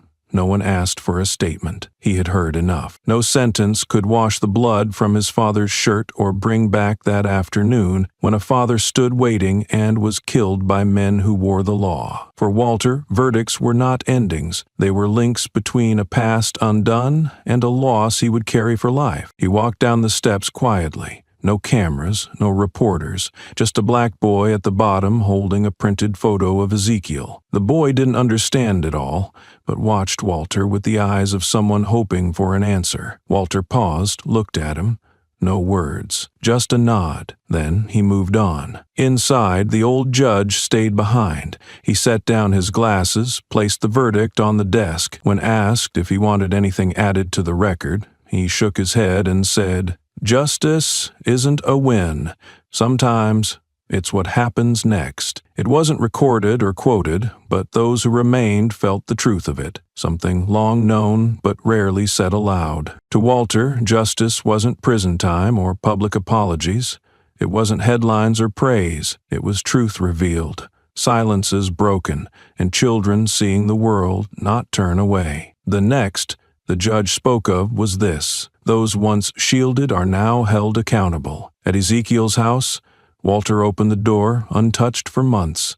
The dust, the shirt, the open book, the worn teacup, all still there. He sat, placed his hand on his father's old watch, and waited, as Ezekiel once did. A letter confirmed new investigations into Clyde's past cases. Walter's name wasn't needed. That didn't ease the pain, but it was motion, a continuation. At the street corner, people placed a stone. He stood tall, though no one asked him to. Walter didn't attend. He returned to base to train recruits. But before he left a note under the stone. No name, no message. Just 3 words: I continue, Dad. Walter wasn't surprised when news broke that a lieutenant officer submitted his resignation just after the trial. The man had no direct ties to the case, nor was he under Clyde's command, but chose to step away with a letter addressed to the mayor and publicly posted on the internal network. I can no longer serve in a system that once allowed this to happen. Reform or not, I can't wear the badge while Mr. Ezekiel's image still haunts me, he wrote. The letter spread rapidly in law enforcement circles, not for shock value, but because it touched the deepest silence among those who had once looked away. Walter read it on an ordinary morning, expressionless. On his desk sat a small wooden box, filled with handwritten letters from a retired officer, a file clerk who once processed Clyde's paperwork, and a nurse who worked with his father. Some apologized sincerely, without embellishment. I didn't intervene. Now I understand I was part of it, one said. Others signed only with initials. Walter never replied. He didn't plan to turn guilt into a movement, but he kept them all, neatly stacked, unread, because their mere existence was an admission. Sometimes that was all that mattered. The media analyzed everything: public apologies, resignation clips, and past transcripts. But Walter stayed detached. He knew his father's story hadn't started with a bullet. It began with people believing detachment was their right. And it wouldn't end with a sentence, but when someone finally asked, "Where was I when it happened?" Beneath that media noise, Walter quietly kept his word. No interviews, no panels, no posts. He returned to training young recruits. When asked what to do if a superior gave a wrong order, he paused, then said, "My father taught me you don't choose between obeying and resisting. You choose whether to live as someone responsible." That night, he opened one letter. A middle-aged woman wrote in faded ink, "Mr. Ezekiel once saved my son at a gas station. I never got to thank him. Now, I just want to say, I'm sorry I didn't speak when I should have." Walter folded the note, placed it beside his father's photo, and touched the frame gently. The lamp on his desk stayed lit well into the night, not for work, but because something inside him had quietly shifted, like a river finding new flow after a dam breaks. Days after the verdict, a young father posted a photo of his 6-year-old son watching the news.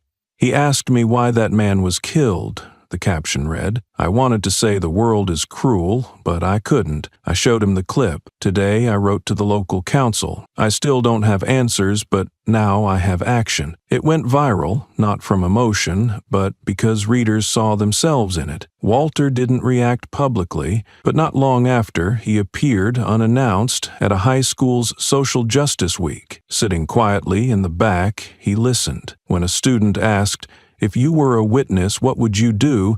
a teacher rose and said, "I'd like to introduce someone who lived that answer. Walter Rowe." The room fell silent. There was no speech.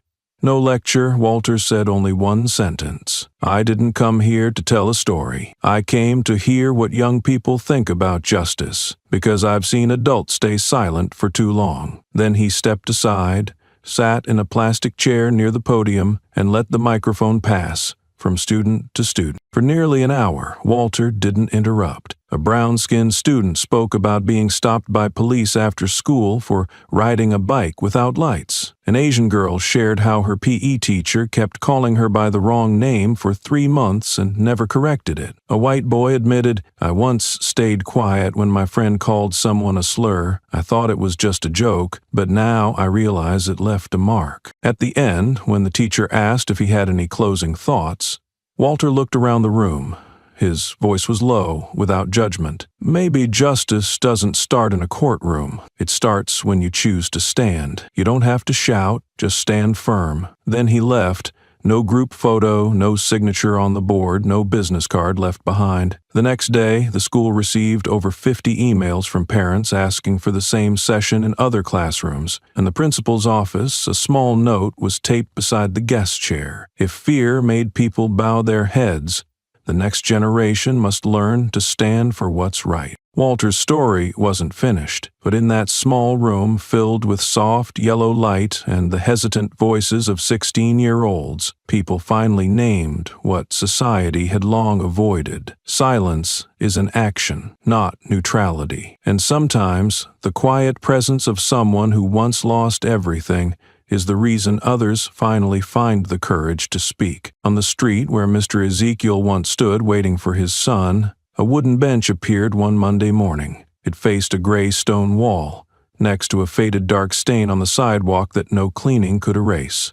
The bench, made of raw pine, was hand-sawn and assembled roughly but solidly. On its seat, a small inscription had been carved with a knife. "Don't leave too quickly." No one in the neighborhood asked who placed it there. The first to sit was an elderly man walking his small dog. He sat for a while, then pulled out an old photo from his pocket, a black and white picture of a soldier, faintly resembling Ezekiel. A little girl passing by stopped and asked, "Whose bench is this?" The man smiled without answering, but the next day the girl returned with her mother, bringing 2 painted stones to place beside its legs. No one called it a memorial. No one posted signs or laid flowers. Yet for 2 weeks, one by one, students, bus drivers, postal workers, and even the unhoused paused there. Some sat, some stood, others just bowed their heads. A middle-aged woman came at dawn and left a bag of oranges. A young man left a handwritten note. "I was once silent. Now I'm learning to stay." Walter didn't hear of the bench through the news,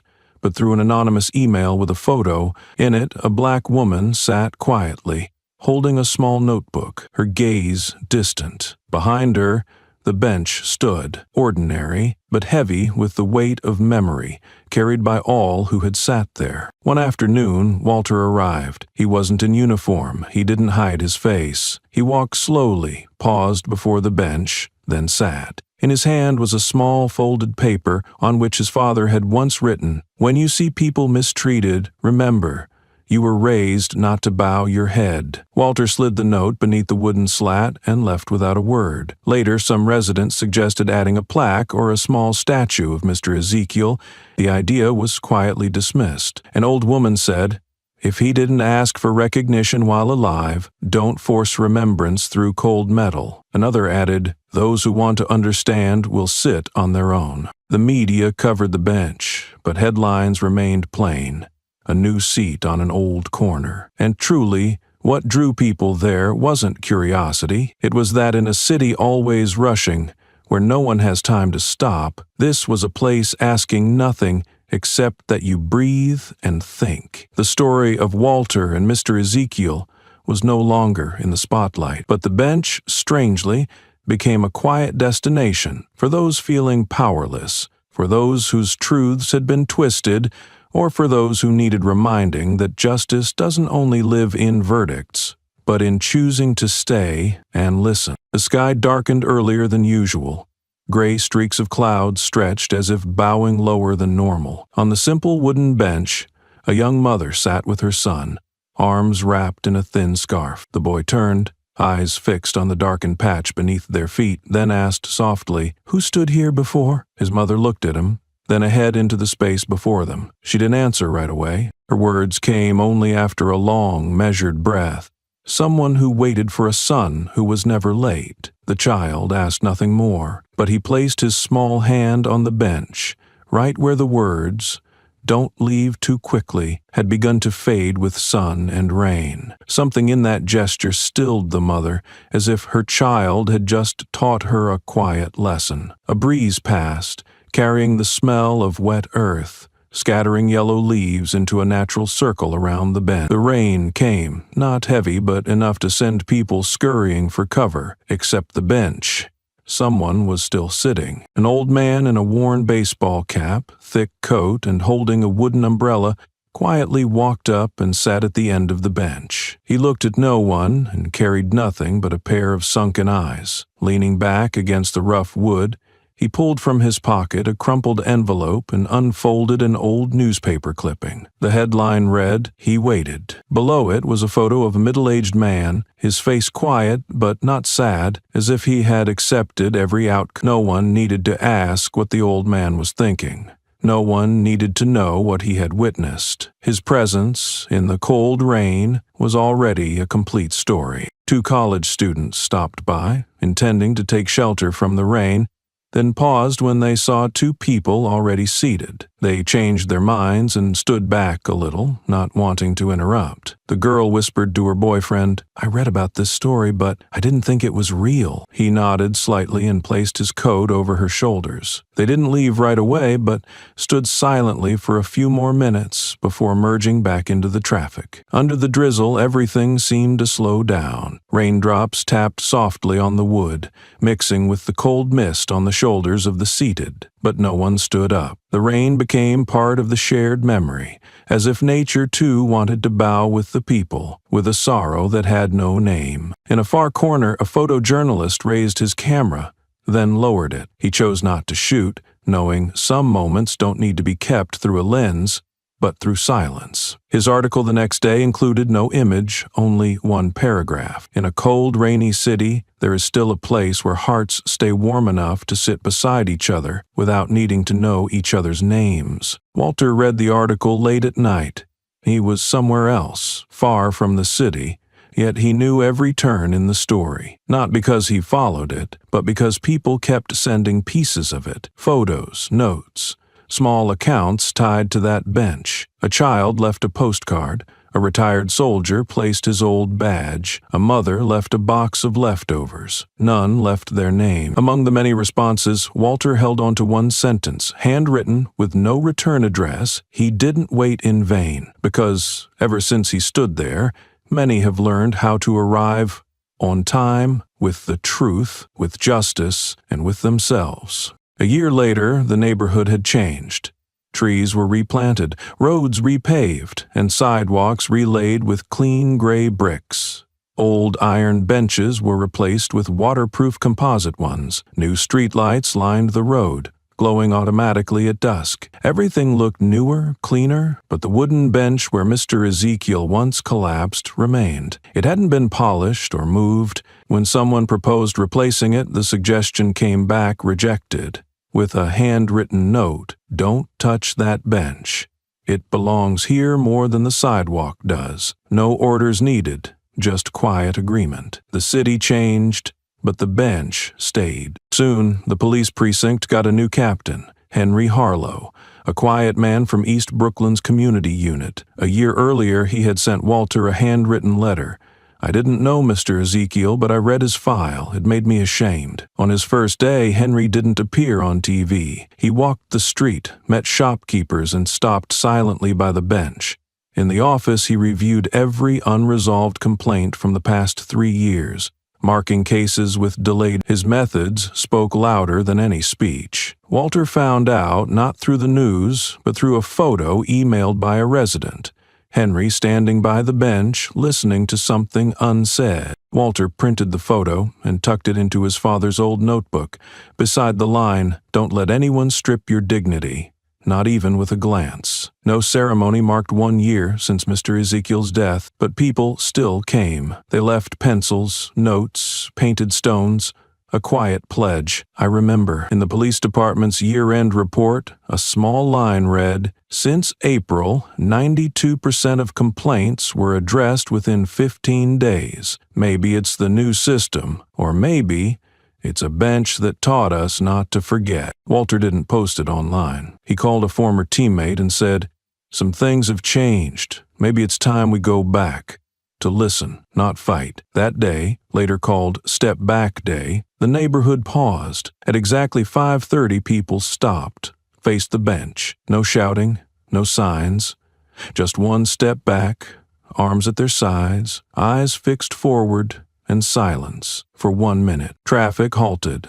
Vendors folded their stalls. A child started to speak, but her mother gently placed a hand on her shoulder. Walter stood apart. No uniform, no badge, just a quiet presence across the street. He leaned against a lamppost and watched as a boy reached out, resting his hand on the bench, whispering something no one else could hear. He had stepped into the harshest places, seen death no more than a hand's length away, heard explosions loud enough to erase every thought. But that 1 minute of silence in the middle of the city weighed on his chest in a different way, deeper, and far longer than the first gunshot he ever heard. Not far from the bench, an elderly woman in a gray sweater stood with trembling hands. She placed a white chrysanthemum on the bench rail, then remained still. She didn't leave right away, but pulled a handkerchief from her pocket, dabbed her forehead, and nodded gently, as if whispering to the one who was gone, "I remember, and I still come." Among the crowd were many people Walter had never seen. They weren't locals. Perhaps they came from elsewhere, just passing through. Yet their expressions weren't scattered. Something connected them. Not blood, not shared memory, but a fracture that had once cut through the trust of an entire society. After that minute, the city didn't rush back to the noise. No engines revved, no conversations picked up immediately. Some eyes lingered on the bench a moment longer. Some footsteps moved away, but turned back for one last look. And some sighs slipped out, not from fatigue, but from the weight of a debt slightly lifted to someone they had never known. Walter stood still until the streetlights came on. He didn't cross the road, didn't nod at anyone, but his gaze followed the movements of the crowd, as if memorizing every face, every figure that had chosen to pause, even just for a minute. No one came to ask what he thought or felt, and he didn't need to say it, because in that unnamed silence, Walter understood one thing: he was no longer alone. Not because someone stood beside him with a weapon, but because enough people now knew that justice wasn't an accusation, it was the act of holding still, just long enough, so that no one would unknowingly walk past a pain once forgotten. A plain sheet of paper was pinned to the school library bulletin board, amid flyers about scholarships and sports tryouts. The handwriting was uneven, written in blue ink. "He was the first to help my mom get medicine when no one else would. He waited an hour just to bring her a single pill. My mom doesn't remember his name, but I do." Below that, in bold pencil, Mr. Ezekiel Rowe. No one took it down. The principal even had it laminated during the week that civic ethics became an official subject. Instead of lectures or essays, teachers handed out blank slips and asked, "If you had to name someone who made you believe kindness doesn't need a reason, who would it be?" Most students named family or neighbors, even pets. But some wrote Ezekiel's name, not because they knew him, but from stories passed along. One student said her mom remembered him bringing milk to the clinic without being asked. Another drew a man dropping off groceries, quietly, never ringing the bell. The civics teacher used a class to teach quiet acts, writing "no name needed" on the board and crossing out the first two words. Some people don't need to be remembered by name, but they must be taught, not for politics, but for ethics. A 9th grade class made a wall poster titled, "What if he were your father?" No portraits, just a worn cloth bag, broken eggs, and a blood stain. Underneath, it said, "This isn't a picture, it's a question." The story sparked informal storytelling hours at other schools. No one added Ezekiel's name to textbooks, but they invited locals to share real memories, small, quiet ones that stuck. Walter learned about it from an email with a photo of the bulletin board. A boy stood looking at the note. The principal wrote, "You should know your father is still being taught here." Walter didn't reply. He sat in his kitchen, staring at the photo. His hand rested near a scratch on the table, a mark from sorting his father's things. He tapped once, then touched the screen where the paper note was. The kids hadn't met Ezekiel, but they were learning about him, not from the curriculum, but from adults who finally shared something they owed. If justice must be seen to be believed, ethics often starts with what's unseen, simply remembered when it matters most. Ezekiel's story had moved past news headlines and court verdicts. It became something people recognized in each other, a reminder of the man who waited on that sidewalk. One afternoon, in that same school, a girl stood before her class and said, "They used to call me the wrong name. But each time they did, I thought of someone who doesn't need a name anymore to be remembered." The sentence landed like a small cut, not one that bled, but one that quieted the room. No one asked who she meant. No one asked for clarification. Only silence rose, then spread. A few students lowered their heads, their faces contemplative. The teacher stared at the open lesson plan, but didn't turn the page. Some students looked up again, not at the girl, but at themselves. At the back of the room, one chair sat empty. It had always been a spot for the latecomers or the quiet ones. Today, Walter entered, wearing a simple button-down shirt. He didn't speak. He didn't need to. A student near the door recognized him first. The boy didn't stand or call out, just nodded. Walter nodded back. Their eyes met, not as a celebrity to a fan, nor a hero to a crowd, but as two people who understood something too deeply to name. He chose a corner seat and listened to the unfinished lesson. No one interrupted. No one changed their tone to welcome him, but his presence shifted the air, made it heavier, more focused. Words came slower after that, but they held more weight. A girl read from the textbook,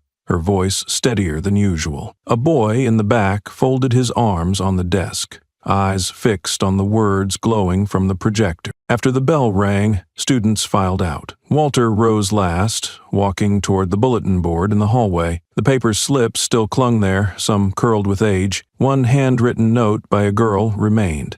The slanted line read, "I was called the wrong name, but every time I remembered someone who no longer needed to be called by name." Walter pulled a folded slip from his pocket. It was slightly bent at the corners, with one line, "Thank you for keeping my grandfather's name the right way, not by saying it, but by how you live." He taped it beside hers, securing it with clear tape, and stood there a moment. No one was around. No one snapped a photo or asked him anything, but the hallway felt like it was breathing slower. On his way out, he passed the back courtyard where students were playing basketball.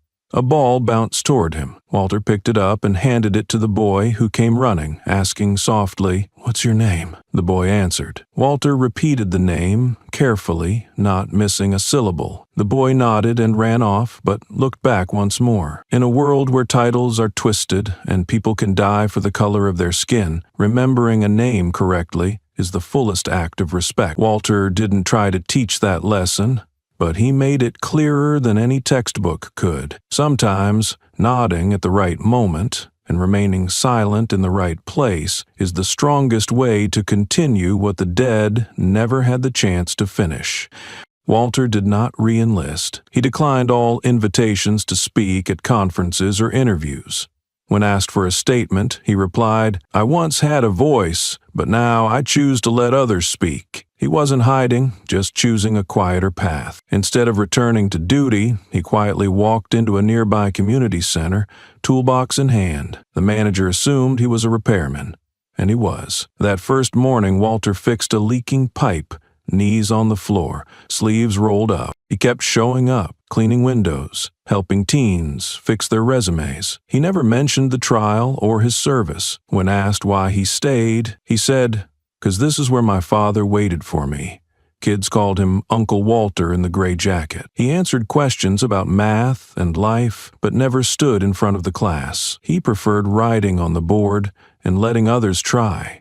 When a boy made a mistake and got teased, Walter told a story about forgetting his language overseas, and everyone laughed, including the boy. Soon, adults came not just for help, but to talk. Walter listened, poured water and said little. When tears came, he let them. His reply was often simple. I've had days like that too. The center's walls were filled with drawings. One showed an old man holding a bag of groceries in the sunlight. A child's note read, Mr. Ezekiel, no one hugged him in time, but everyone wanted to. Walter looked at that picture every morning. He never sought monuments or fame. Instead, he fixed pipes, edited documents, and remembered names. And in doing so, Ezekiel lived on, not through applause, but in every small act Walter carried out with quiet care. Around the neighborhood, people didn't call Walter a hero or a veteran. They simply called him the one who keeps memory alive, the man who walked slowly past the bench each morning, who picked up paper for elders, and who looked at school notice boards as if memory itself lived there. Walter never tried to become a symbol, but his refusal to be the center made him an anchor. A few strangers from other districts stopped by the community center to meet the soldier who stayed silent in court. Some wanted a photo, some wanted to hear him recount the day Mr. Ezekiel was killed. He always smiled, polite but firm. I don't tell that story here. Here we talk about how to keep living. One afternoon, while he was in the kitchen cooking noodles with a few teenagers, a white boy stared at him and asked directly, "Who are you that people look at you like that?" The question wasn't disrespectful. It was honest curiosity from someone who hadn't seen tragedy but could feel its echo. The room went still. Walter looked up, still stirring the pot with a wooden spoon, and answered in a calm voice, "Just the son of a man who never bowed his head." That answer needed no explanation. It wasn't written on the walls or printed on t-shirts. But after that day, people started mentioning Walter's father more, not as a victim, but as someone who never buckled. The story lived through voices, in quiet conversations during class, or when someone asked, "What's that bench for?" A group of elders proposed renaming the nearby park after Ezekiel. Walter declined. He said, "If you want to honor him, let people tell his story, not with a nameplate, but by living a little more kindly." The proposal was withdrawn, but from that day on, no one littered in that park corner anymore. A few children were told by their parents, "If you sit on that bench, be quiet for a moment." Sometimes, Walter would stand in front of the bathroom mirror at the center, looking at himself, as if to ask, "Am I doing enough?" And then he'd remember Ezekiel, the man who taught him, no one can hold justice in their hands, but anyone can keep it from fading in the memory of good people. And that, he believed, was enough. Outside the center, the old tree rustled. In the sunlight slipping through its leaves, Walter folded the towel, hung it on the hook, and returned to the activity room, where a kid waited for him to check his first job application. Walter stepped in, pen in hand, saying nothing, but the way he sat, focused, underlining typos like it was a classified document, was exactly why people called him the keeper of living memory. Not because he retold it, but because he lived as if those memories were still unfolding every single day. There was no single name everyone agreed on for Ezekiel Rowe after that day. Each person remembered him differently, and so each gave him a different name. Someone who had once taken part in his volunteer health classes called him Teacher. An elderly nurse said he healed more than doctors ever did. An old man who had played chess with him for years simply said, "He was my friend. That's enough." But even those who never met him found a name. On many forums, the caption beneath his image wasn't a title or formal name. It was a phrase, "The man who waited without fear." It echoed gently like breath, yet stood firm like stone. No flourish, no argument, just truth. The memory didn't stop there. On a wall behind the community center, a charcoal mural slowly emerged. No one commissioned it, no grants, no plaques, just a group of art students who came with chalk, charcoal, and muted paints, drawing quietly. It wasn't a clear portrait, just a silhouette under a streetlight, one hand holding a paper bag, the other hanging as if left for someone. No blood, no weapons, only light and shadow. No signatures marked the mural. Each line was a silent story, each shade a piece of memory. People passing by would stop. On rainy days, the students returned to touch up smudged spots. On sunny days, pedestrians would pause, not for pictures but to bow their heads. No one told them to, but they did it, as if it had always been the right thing to do. One child asked her mother, "Why didn't he sit down?" The mother replied, "Because he knew someone would return." That answer became part of the story,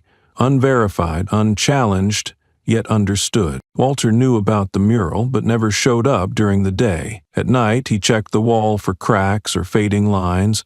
Once he found a small rock with "Dad" scribbled on it in marker. He wiped it off gently and placed it back. By morning, someone had covered it in clear resin to protect it. Sometimes people who once argued about Ezekiel's title would gather there. They'd share stories. How he once lifted an overturned car, or carried an elderly woman across the street. Each tale became a new thread in the mural, one that nobody wished to finish, because to finish it would mean the memory had stopped. On May 5th, the day Ezekiel died, locals wore ash gray. Not for mourning, but to match the mural's hue. No ceremonies, no banners. But when eyes met, people nodded, like lighting an invisible incense stick for the man who stood his ground. And year after year, they still came. Not to retell the tragedy, but to remember that one person's courage can slow a crowd down, help them see better, act kinder, and hold on to quiet bravery just a little longer. The story began on a quiet afternoon when Mr. Ezekiel Rowe stood waiting for his son outside a community center, holding a bag of groceries, his gentle eyes steady amid a rushing crowd. No one knew that moment would become the start of a moral awakening, a shockwave that rippled far beyond that small neighborhood, beyond personal grief, a drunk officer, a gunshot in an instant, and a father's blood on the pavement. These weren't new tragedies in American history, but this time, silence was no longer an option. Walter Rowe, the son who arrived 5 seconds too late, did not come to seek revenge. He didn't scream or fight or make himself the center of the story. He simply held his father, pressed his forehead to the old man's, like a soldier trained to stay calm in battle, and whispered 3 simple words: "Don't forgive." From that moment, Walter was no longer a Special Forces operative. He became the keeper of the story, not to let it be rewritten, not to let the truth be buried in dry reports. The footage spread across platforms. No fast cuts, no background music, no captions. Its silence made viewers hold their breath. The hashtag #HeWasJustWaiting was not a slogan, it was testimony. One look from Walter toward the officer who shot his father said more than any indictment. When the trial began, Walter didn't need a microphone or an argument. He was simply there.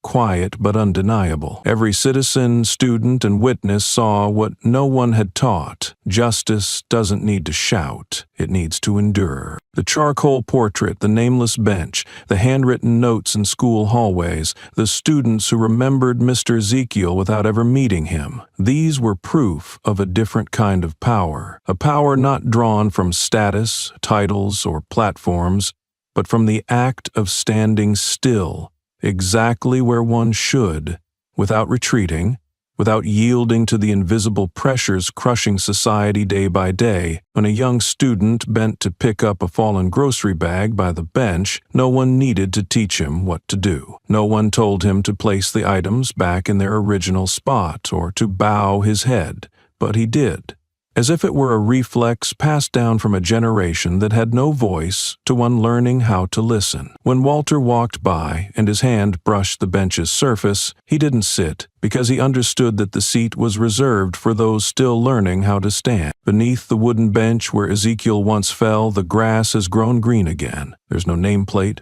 no protective fence, yet everyone who passes by slows their step. Walter no longer needs to tell the story. It now speaks for itself through glances, actions, and the smallest gestures. And if anyone asks what remains after everything, perhaps only one sentence is needed. We are not allowed to look away when what's wrong is standing right in front of us. And what about you? Have you found justice where you live?